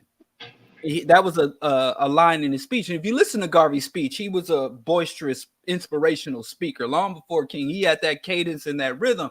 And so when in Jamaica, the Rastafarian movement was founded because the coronation of Haile Selassie, they were like, that's the crowning of the black king. And they believed that Haile Selassie was God manifest in the flesh, the Lion of Judah, who was God, this God-man descended on earth. And Haile Selassie flew all the way to Jamaica and told these people, I am not God. And they said he even wept when he saw people worshiping him as God. And that's basically the founding of it. But everything outside of Garvey's prophecy and Selassie's coronation, everything prior to that, it's Christianity, and they follow all that Old and New Testament up to that point. That's the moment they diverged from standard Christianity. So you find a lot of the problems, the sexism and the male chauvinism that you find in Christianity is rooted, deeply rooted in Rastafarianism, and it's not really an African religion because it's rooted in Christianity, dogmatism, and Western religion. But it's made some of the greatest music, and the aesthetic from reintroducing African people to the reintroducing Africans of the diaspora to our ancient ancestral hairstyles, the red, gold, and green, the orientation towards Africa as our homeland, repatriation. Rastafarianism has done a lot of good, but I don't think just for those good things that it's done that it should be above critique and dissection. If you can expound really quick on what you said earlier, because I made it as a note and I wanted you to basically say your whole passage first before I ask you this. You were talking about, you said dealing with Rastafari in particular, the violent response to homophobia is what you were saying. You were saying the violent homophobia that runs rampant. Could you expound on it a little bit more? I mean, boom bye and a bati boy Ed. You know, Rubai na promote no nasty man in my dead. Boom bye and a bati boy Ed. Sodomites and bati boy me say I dead for them. You know, if you listen to dancehall, especially of the 90s and going all the way back, There's a song called Lesbian. Lesbian, we not want them in Jamaican land, lesbian. So that has always been present in the culture. But again, because it comes out of Christianity, which has always engaged in the violent persecution of gay folks and other non-gender conforming people, they just pretty much put it to a beat and put it to a rhythm. But this is a Western, it's kind of funny because you find a lot of Afrocentrics who claim that homosexuality is European, and they claim that the white man wants to, like Amalamu Baruti's like, oh, they want to turn our sons into their daughters, and they want to turn black men gay, and they want to make black men feminine in order to, so they can oppress us. It's as if they're not already oppressing us, or that gay men are less likely to fight or rise up. There's all these delusions, and they try to say, the white man wants us to be gay. And then when you look at the anti-sodomy laws in the Caribbean, when you look at the anti-sodomy laws on the African continent, they were brought there by the colonizers. And Europeans have a long history of violent persecution of gays and gender nonconforming people, from, burning witches, which also include people who didn't conform to the standards for sexuality and gender, and for tar and feathering and sticking hot pokers into the genitals and into the orifices of these people. So this very thing that we accuse, and I'm like, if you're a homophobe, if you're anti-LGBTQAI, you shouldn't be trying to attack white folks. You're allied with them. You're focused on the family. Your Heritage Foundation. You're fundamentalist. So it's just that the music and in the West Indian culture, the Jamaica, Trinidad less. Actually, Trinidad is a lot more liberal in terms of that I found. Trinidadians are kind of appalled by the reputation that the Caribbean has for being violently anti-gay, but it's a machismo culture. Now, there is homosexuality throughout the Caribbean, just like it's everywhere else. And also you include Guyana in that. You include Guyana, which is, even though it's on the continent of South America, it was colonized by the British, so they speak English. So if you go to the West Indian Day Parade on Eastern Parkway, Guyana flags will be flying right next to the West Indian, other, Bayesian and flags like that, because but I have a friend from G-Town who was a really good friend of mine. And he talked about this guy in Guyana back in the 80s called Boongaree. And Boongaree was like what we would probably call today transgender.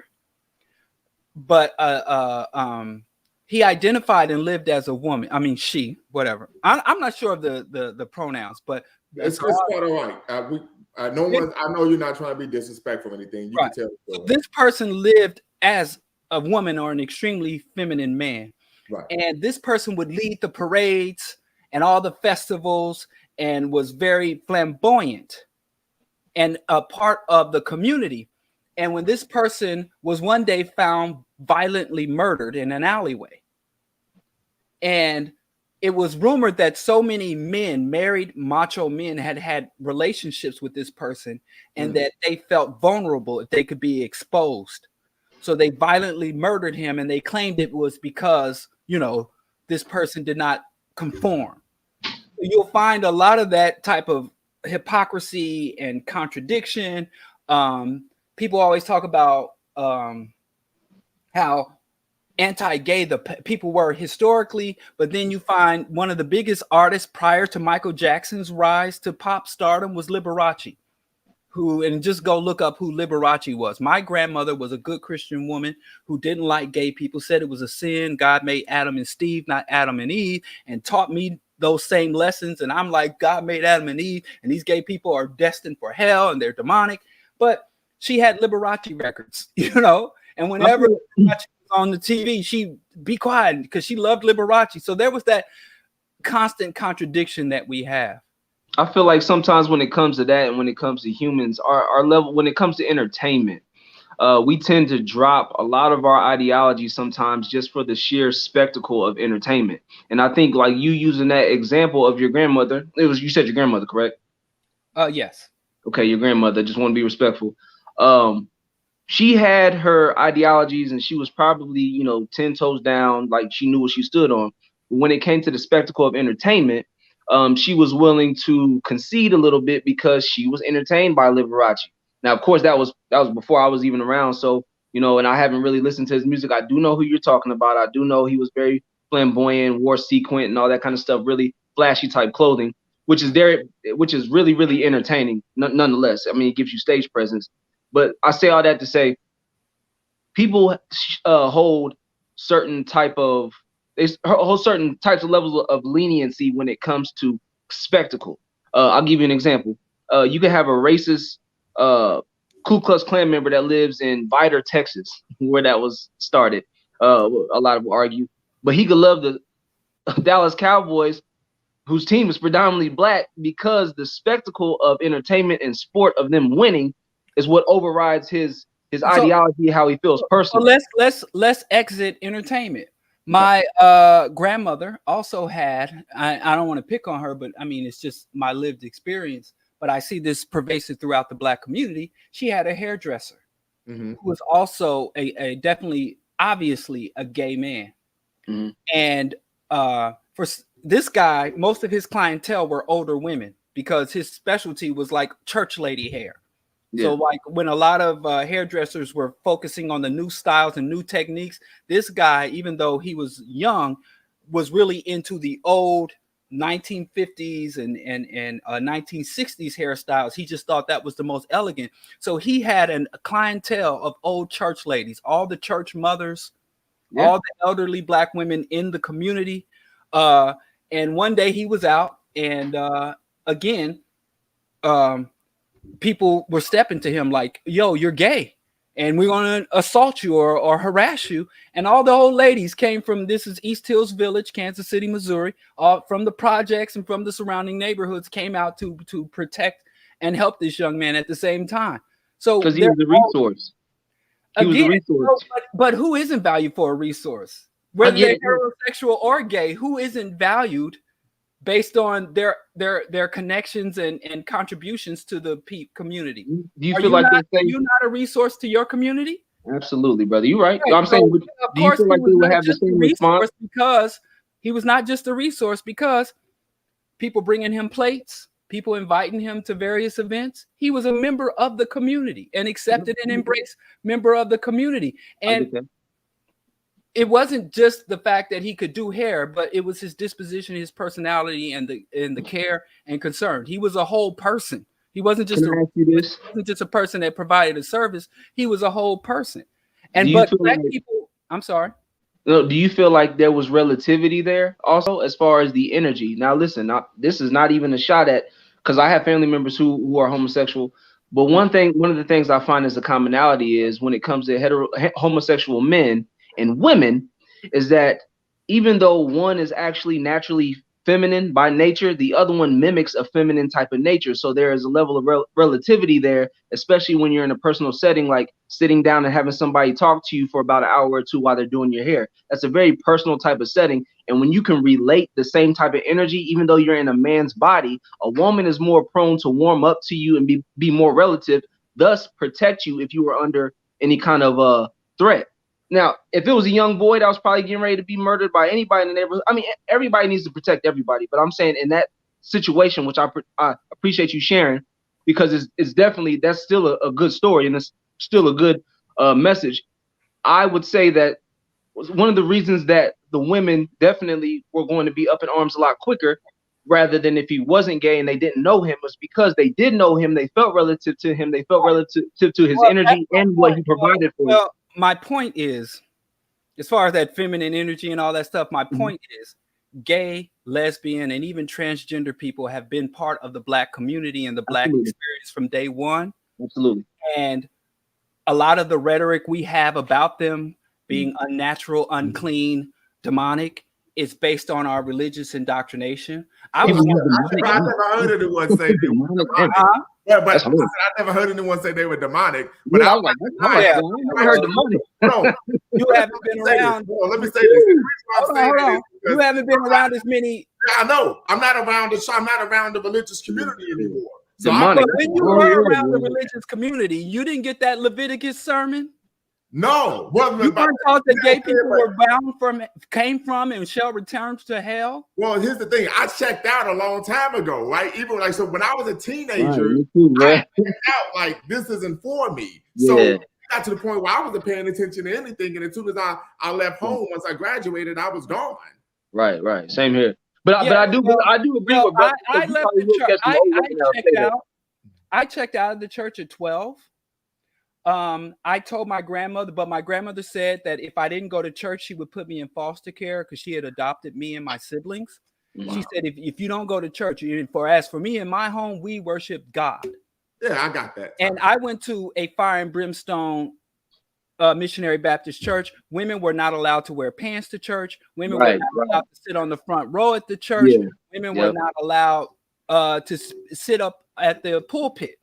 It was old school. So part of that old school was gay people are demonic and unclean and all that stuff. And I fully believed and embraced that, even though the organ player was obviously a gay man. Now I couldn't even see it because I'm like, if he came in here and he was gay playing the Lord's music, he would turn the flames.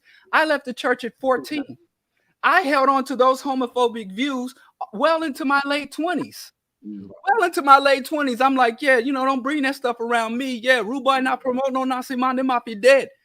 But then I simply said, I need a secular, rational position to maintain my opposition to gay folks.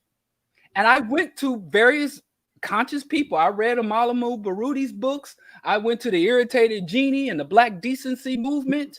Straight Black Pride, and I'm like, I'd like a reasoned, rational basis for my opposition to these gay people, these sissies, these punks.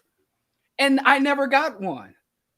And being a reasoned, rational, secular person, evidence-based, everything they told me about the impact of gayness and what it will bring to the community, nothing stood up to any rational dissection.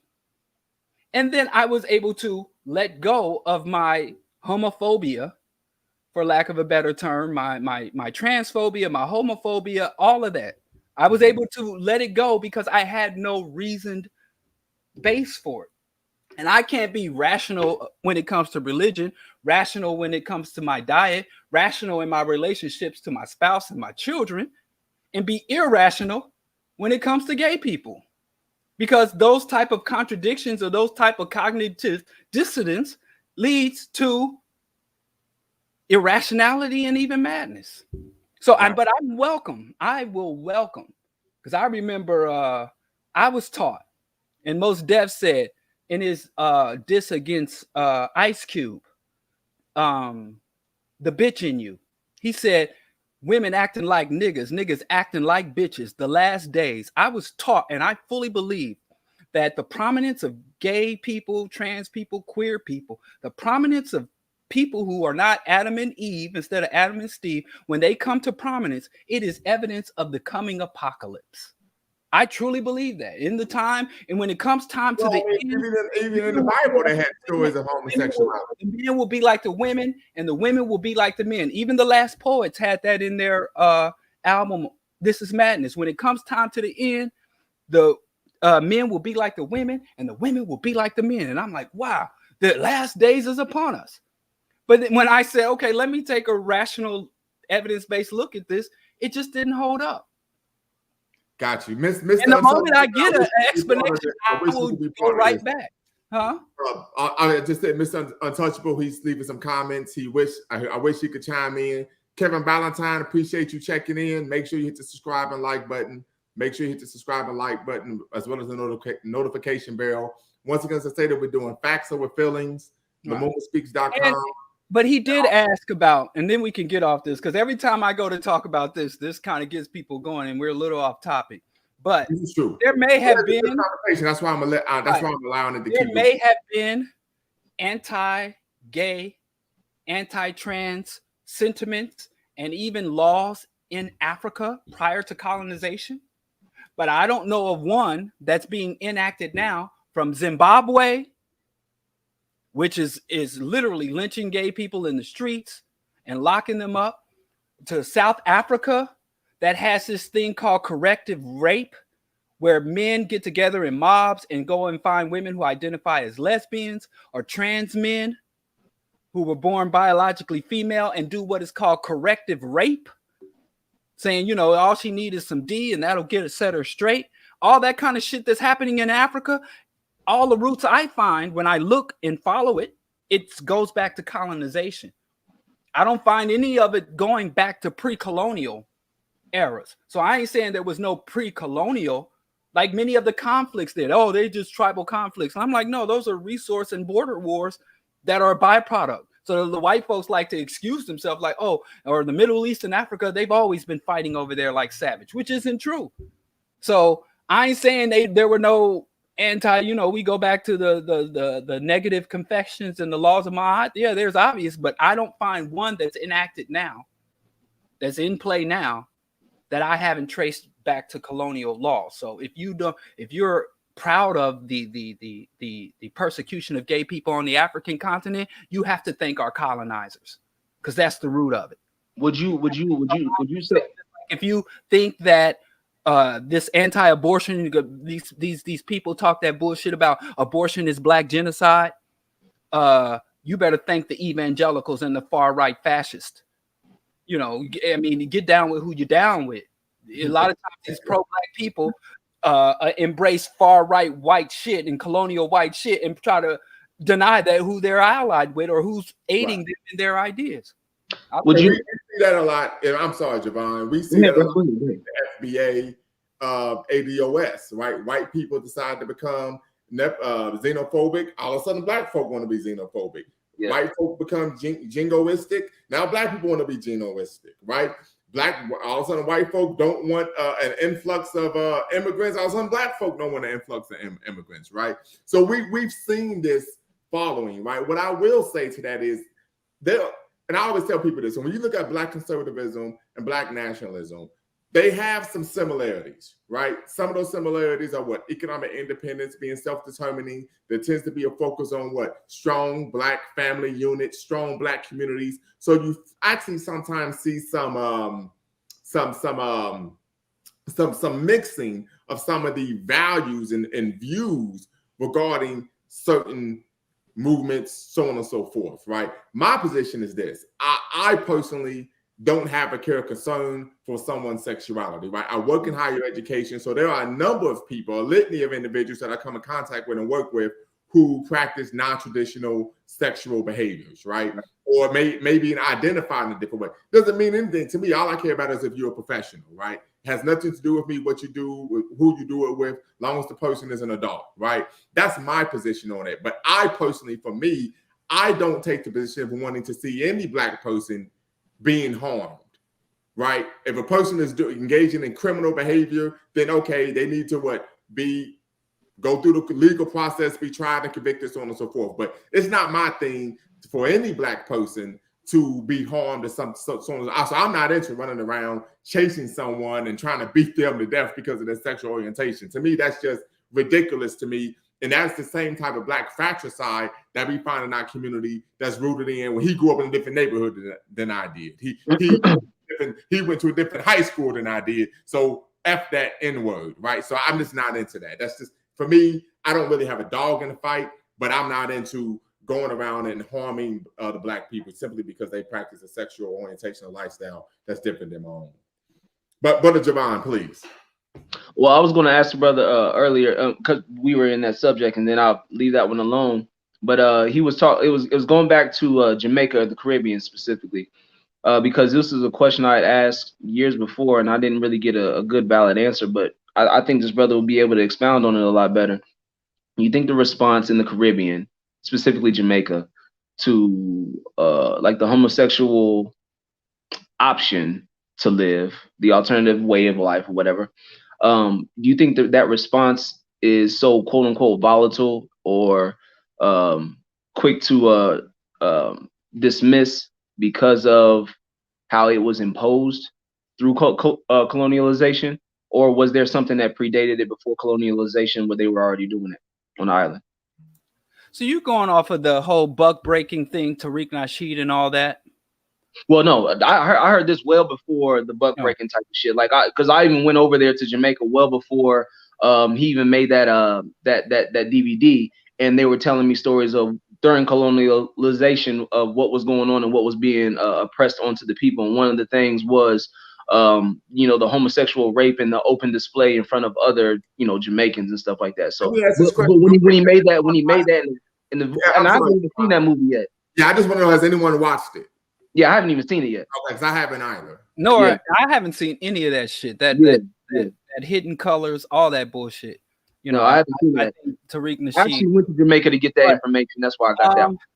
I have to say that I don't think that's the root of the modern or contemporary homophobia, and it would be weird to me that you would attack Black homosexuals because you're outraged about what white people did to you. I would think there would be more of an impotence to attack and kill white people on sight or white males. Yeah. That would be a weird response. That would be like there's someone going around the community and hitting Black people in the knees with hammers. Right. And you go about attacking anybody that has a limp in your community. Anyone you see limping in your community, you want to attack them as opposed to finding the man with the hammer.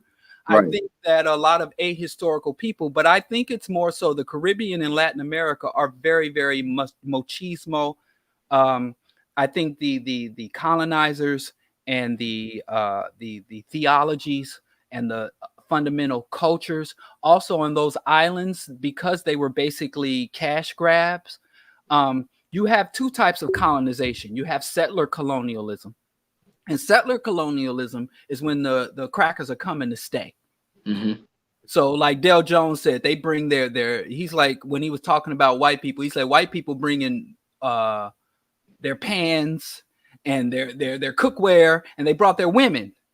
So when you're settler colonialism, you bring your wives, you bring your spouses. Whereas you have traditional colonialism where you don't intend to stay. You're there to get to smash and grab.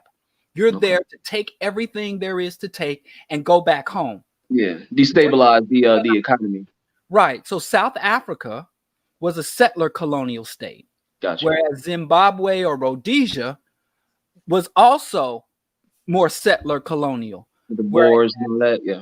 The Congolese in the Congo or formerly Zaire, formerly Congo, they came to extract and take that shit back to Europe.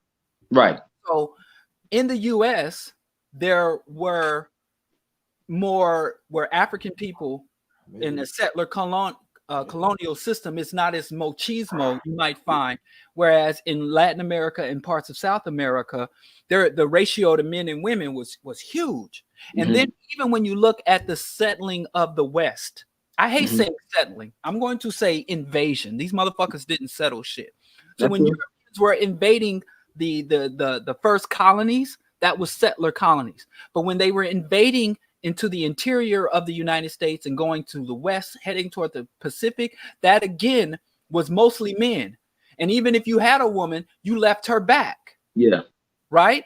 And so they were heading west, and it became a macho cowboy, shoot 'em up culture. And even when you look in circles where women aren't allowed or allowed to have a voice, in circles, even modern bodies of organization, you find that machismo boils up. And when you don't have that interaction or balance going on, you know, any organization right now, the Boy Scouts of America have to file for bankruptcy because they had so much rape of the boys and abuse of the boys. The Catholic Church, they kept the women over here and the men over here. The madrasas and the Quran schools have the same issue. So I think a lot of the aggression, or in prisons, perfect example. the worst thing you could be called in prison is a punk. And they all hate punks. But look at what happens there. Yeah. A lot of times when you find extreme aggression against gay people, you find an undercurrent of sexual predation against them and exploitation of those same people. You think it's a matter of numbers? Huh? You think it's a matter of numbers and populace? Like you said, I think it's a matter of the culture that emerges based on the material circumstances. Like Marx said, the material conditions and resources drive the culture. You know, in materialist or dialectical materialism. So in the Caribbean, where they had literally working people to death, in the United States, they would bring Africans here and have them and intend to work them for decades. Whereas in the Caribbean, in Brazil, where they also have this issue, in Brazil, they would the life expectancy of an African was 3 to 4 months. They literally throw them into the mines, throw them into the cane fields, and work them to death, and just keep renewing and keep bringing on an abundance. So those material conditions, Africans formed relationships and cultures and outlooks that were allowed them to navigate or endure or escape the Maroons, you know. So yeah. I think that's what it was more so. Clark always warned us against this trying to set up where Africans in the Caribbean were more brave, like in Haiti, they rebelled, whereas in America, we were more passive. And I think that, well, if you don't, because a lot of Black folks don't like Marx, if you look at Dr. Clark and his analysis about the various diasporan culture, African-American, Afro-Caribbean, Afro-Latino, Afro-Latinx, if you look at the various diasporan, African diaspora cultures, it is an interplay between the material conditions, the material resources, and our responses to those conditions. All right, very good. Anybody's better or worse than anybody. I just put the link in the chat. We have some more people who've chimed in. We're gonna go for probably 15 more minutes, and then we're gonna wrap it up. So this is a great conversation. As I stated before, you can have a different view than I'm not offended by that. All I ask is that you facts over feelings. That we have a respectful conversation, irrespective of what your views are, right? So if you want to tap in, give your opinion. We've kind of gotten into the weeds a little bit, but the conversation we're having is spookism, does the Black community need to divest from spookism, right? And so by saying that, we're talking about religion and spirituality. We've kind of we started off the first half talking about some of the Abrahamic faiths of Judaism, Christianity, and Islam, and now we've moved forward to having a conversation about, of course, African and even African-inspired religions. And of course, part of that, we got almost chimed into a little bit, having a conversation about homosexuality, homophobia, sexism, so much. Spookism in that too, like because brother was saying how he was spooked into believing a certain way to view them too. So that was a form of spookism when he was giving his example earlier. Part of the spookism, it's fear-based. Right? Yes, so that's part of the fear-based. And I think, like I said, I work with the LGBT community. I don't have a problem, right? But I do think I can't say growing up in church, we were taught to fear anyone who wasn't just a Christian, but wasn't the denomination of Christianity. Right. That was a major issue. Yep. I'd like to at least articulate the late Dr. Khalid Abdul Muhammad's definition of spookism. Okay. Khalid Muhammad said spookism is a strong emotional belief in a non-existent nothing. So when I'm speaking against or about spookism, I'm talking about a strong emotional belief in a non-existent nothing. Right. So one of the examples I always give of, unfortunately, when we look at traditional African religions, right, and I talk about spookism, was that even during colonialism, we know oftentimes people who are oppressed turn to religion or spirituality or some higher power or being outside of themselves for strength and for inspiration and a belief that they could overcome their oppression or entity that they're facing, right? And we saw that during colonialism, there were beliefs by African people that if they wore certain charms, religious charms or bracelets, that the colonizers' bullets would turn to water, right? And they would not be harmed and they could overcome their oppressors. And we know that this didn't take place, right? And so some of the irrational thinking and behavior and lack of logic that oftentimes I believe is used on both sides of the pond, as they would say in the UK, right? irrespective of we're talking about Western religions or even traditional African ones, or even African-inspired faiths such as Voodoo, Santeria, and even, of course, Rastafari, as some of the three most prominent here in the Western diaspora. I just find it to be a whole lot of nothingness, right? At the end of the day, I see it as a placebo, as a sugar pill, right? And so one of the things with my children, I made sure to keep them as far away from the religious indoctrination as possible. But we would have conversations about religion. I wanted them to learn it from an objective standpoint. So they have books on different religions, world religions, how they formulated, what their values are, so on and so forth. But one of the things I really wanted to focus on with my children was whatever power that you need is within yourself, right? Whenever you're looking outside of yourself for your strength, for your source, so on and so forth, particularly for Black people who are in the conditions that we are, that doesn't promote agency of self-determination. And I think that is something that is actually a detriment, right, to being able to navigate, of course, the death and decadence of the hells of North America. Same thing with my sons. One thing that I think is funny, because my family, most of my members are religious, is that I never sheltered my sons from exposure to religion. You know, if their grandmother wanted to take them to Easter Sunday, I'd dress them up and send them off. So my wife and I, we could have some time to ourselves. When the Jehovah's Witness came knocking at the door, and I would shoo them away, like, get out of here. And my son once asked me, those people are so nice. I see them when I walk up and down the street, and those people are so nice. And I can't believe you're being mean to those nice people. So I said to my son, I think he was like 12, he's 20 now, go out and talk to them people if you want to talk to them. You know, go out and interact with them. I don't want to talk to them people, and they come knocking on my door on a random Saturday afternoon. And he's like, yeah, I'm going to go out there, because he didn't like me being mean to the Jehovah's Witnesses. So he went out there and talked to them and was like, wow, I really can't believe those people believe what they believe. You know, and I really enforced nothing on my children except critical thinking. Yes. When they told me they wanted something, believed something, or didn't believe or didn't like something, I'd ask them why. Yeah, same thing I would do with mine. Why? So that was my children's was to question and scrutinize everything. Everything. If you like things, you don't like things, that repulse you, things that attract you, you should scrutinize everything. And it was funny because like you said, my religious relatives who have the Almighty God, the wisdom of eternity on their side, we're very of the universe. Cautious about their children being exposed to any ideas, right? Especially religious, but any other ideas that contradicted what they believed and had. Turn them away. Yeah, they feel like turn them away. If you believe something, you want to talk to my kids about it, you want to share some insights with my children, go ahead, holler at them. Right. And I would even well, when I share with my children the story of Jesus, and I remember that was like, I think and Javon, you know, my son, at the time he was about 7. And my daughter was 4, and he was like, "Who would believe a story like this?" Right, right. So I mean, it just was wild. So, I think these passages in the chat once again. We'd love to get some fresh voices in here. I see that we have some more people viewing. The link is in the chat. Come on in and share your perspective. We had about 10-15 minutes left. So I think it's safe to say we all understand that, especially when it comes to the Catholicism. You know, the grandfather of it all, it was built as a form of control over like you said, the illiterate, the masses over in Europe, right?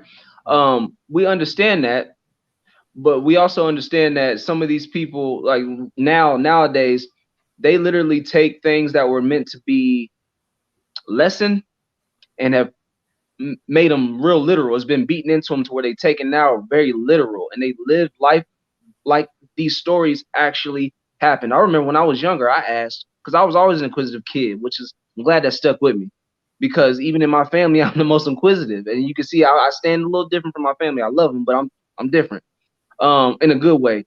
And I asked, I was like, so, did some of these stories really happen? Like, come on, like, were they really 600 years old and all that other kind of stuff? And they were like, yeah, well, because they had a better connection with God, so he let them live longer. And I'm like, that don't make sense to me though. Like, just things didn't add up. And the more I asked, the more attitude I would get as a response, because I realized I didn't really have the answer. They just believed blindly, and they wanted me to be indoctrinated just as much. But because I was inquisitive, I was a saving grace. So I see Mr. Untouchable, he put in the chat, so is humanism the way to go? So I would presume, Brother Untouchable, that what you're arguing is that since we are seeking to get the Black community to divest from spookism, from religion and spirituality, that you're arguing that the solution, right, to what we should replace that with is humanism. You could put in the chat your response if you think I'm correct there, but that's a question I would pose to the panel.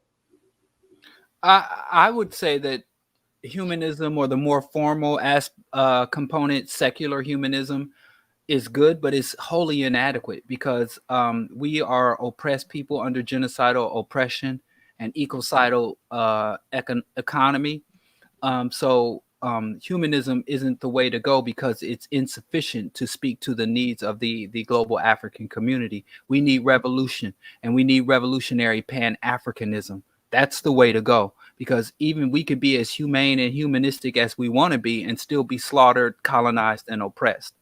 So human aspects of humanism are valid and healthy, but they're wholly inadequate for what we need as a people for our well-being and continued survival.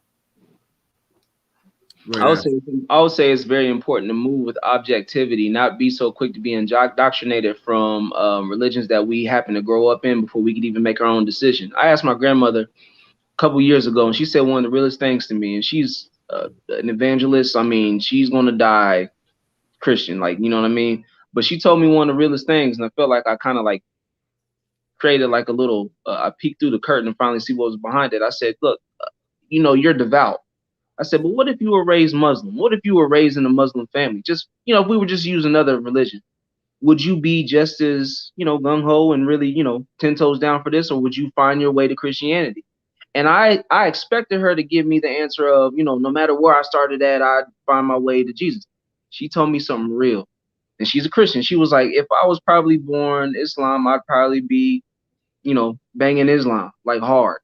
She was like, so I understand that I am a product of what I've grown up and been socialized around, and I'm okay with that. Now, even though still a problematic answer, it was an honest answer, and it lets you know the mechanics of how this thing works in a simple format.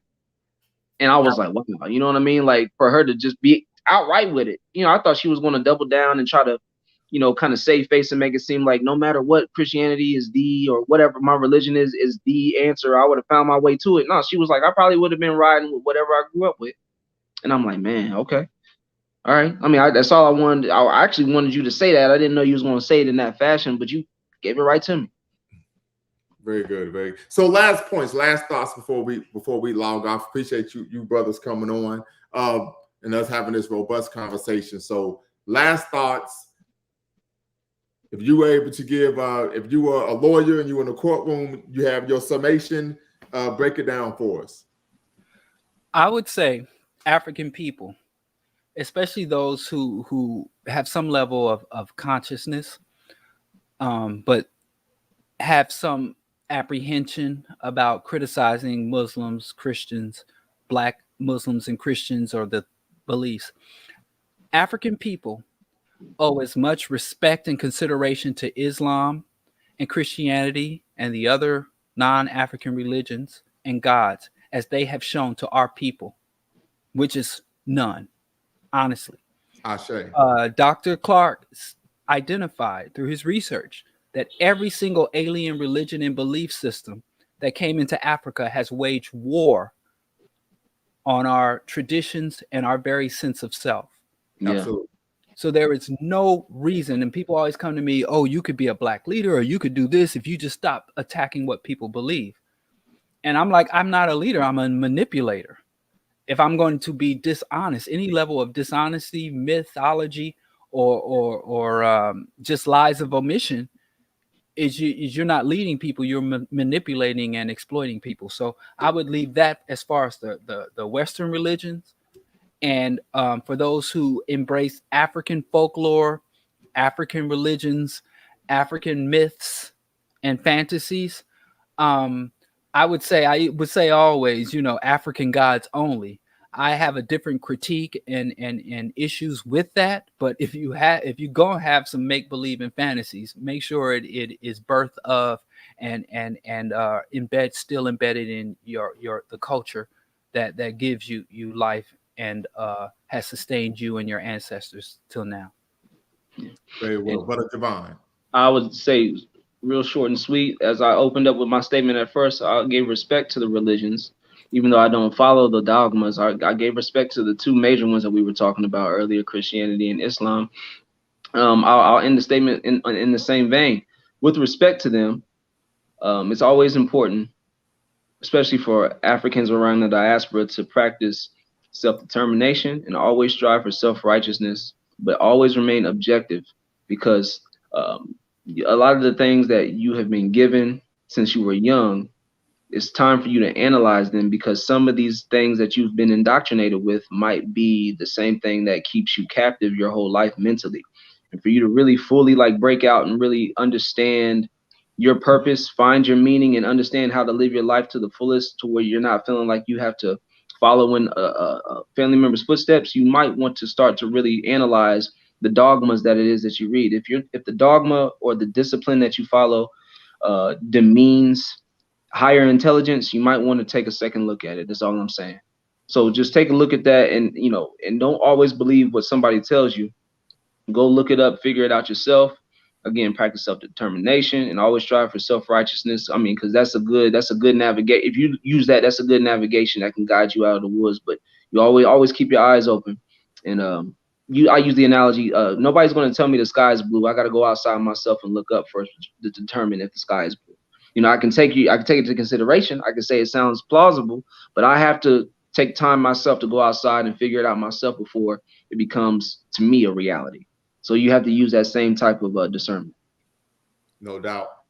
And Mr. Untouchable, hey, you got to come on the show next time, brother. Appreciate you showing love in the comment section. Definitely want you to come out and show love. You call that love?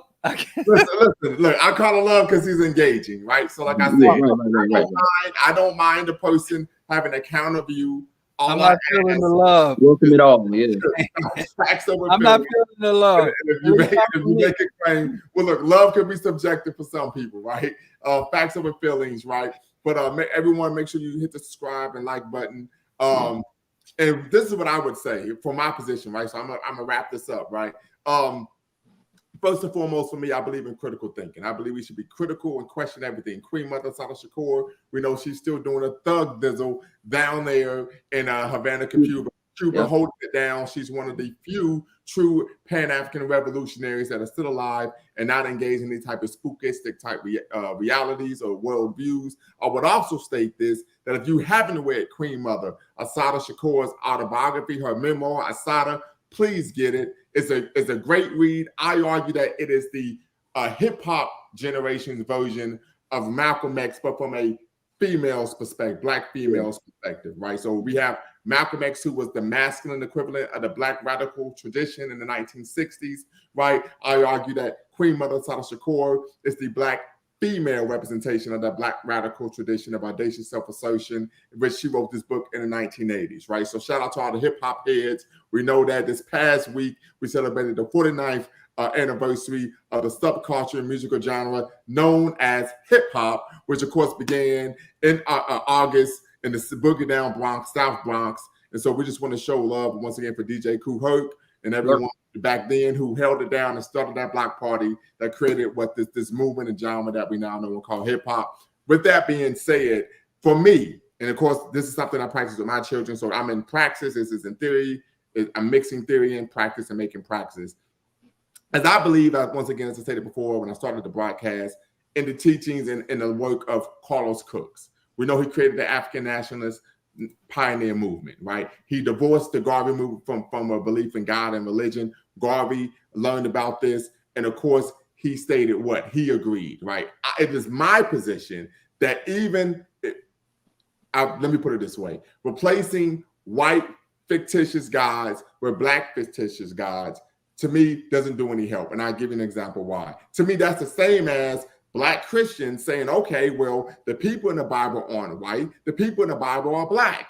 Well, the stories are still ridiculous. The stories are still historically inaccurate. They're still ahistorical, and it's still what? Religious fairy tales. Right. So irrespective if you change the color of the character in the coloring book, right, it's still a lie, right? You know, so my position is what? That we should divorce, and I know this is extremely radical, right? We know the majority of our people are extremely religious, right? And we'll never truly separate ourselves from that type of thinking. But for me, my perspective, right, my point of view is we need to, if possible, remove ourselves from this.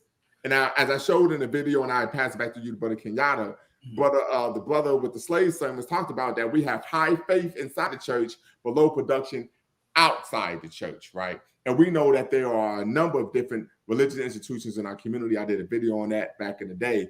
And I might do a live stream on that, on what type of religious institution do you go to.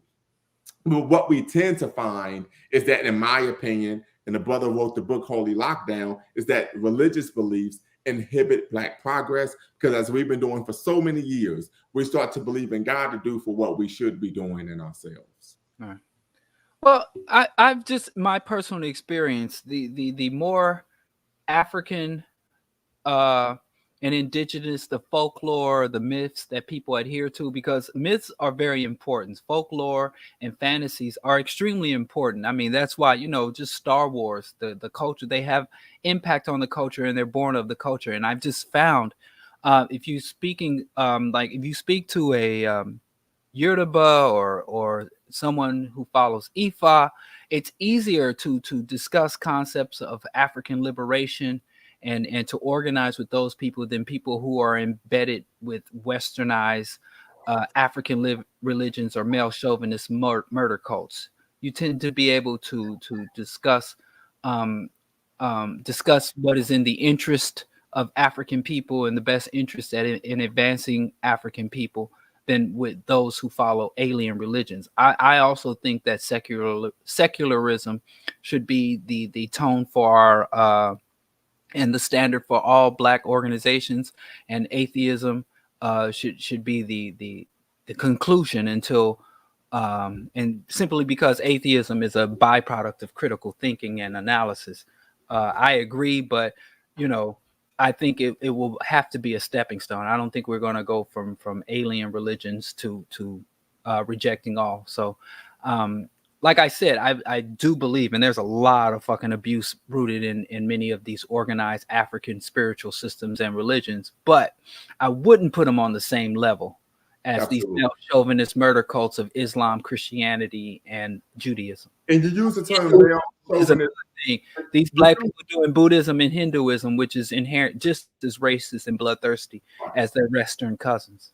So you mentioned the male chauvinist murder cults, right? Interesting term for, of course, the Abrahamic faiths. Talk to me about why you use that term and where did you get it from? Of course, I know, you know, you put me on game, but for the audience.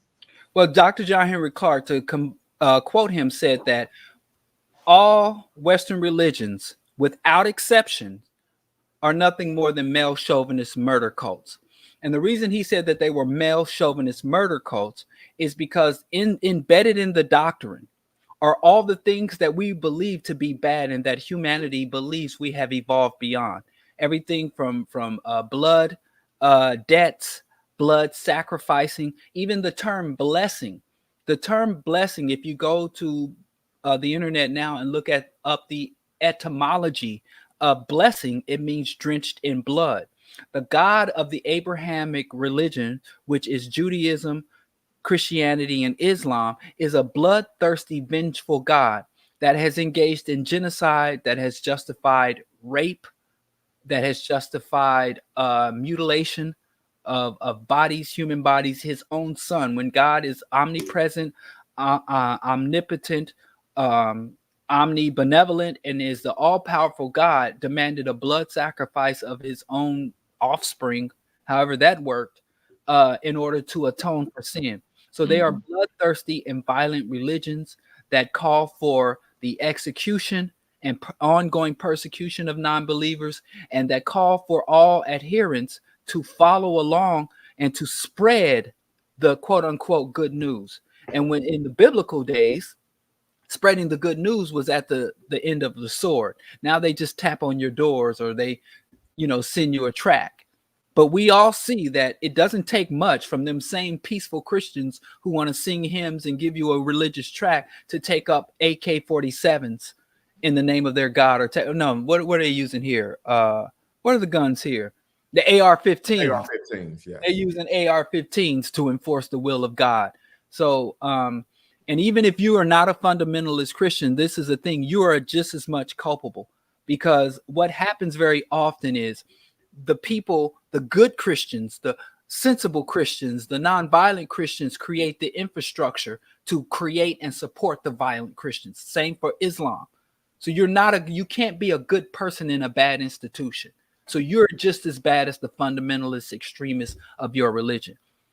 So you may be I'm Jewish, but I'm not a Zionist.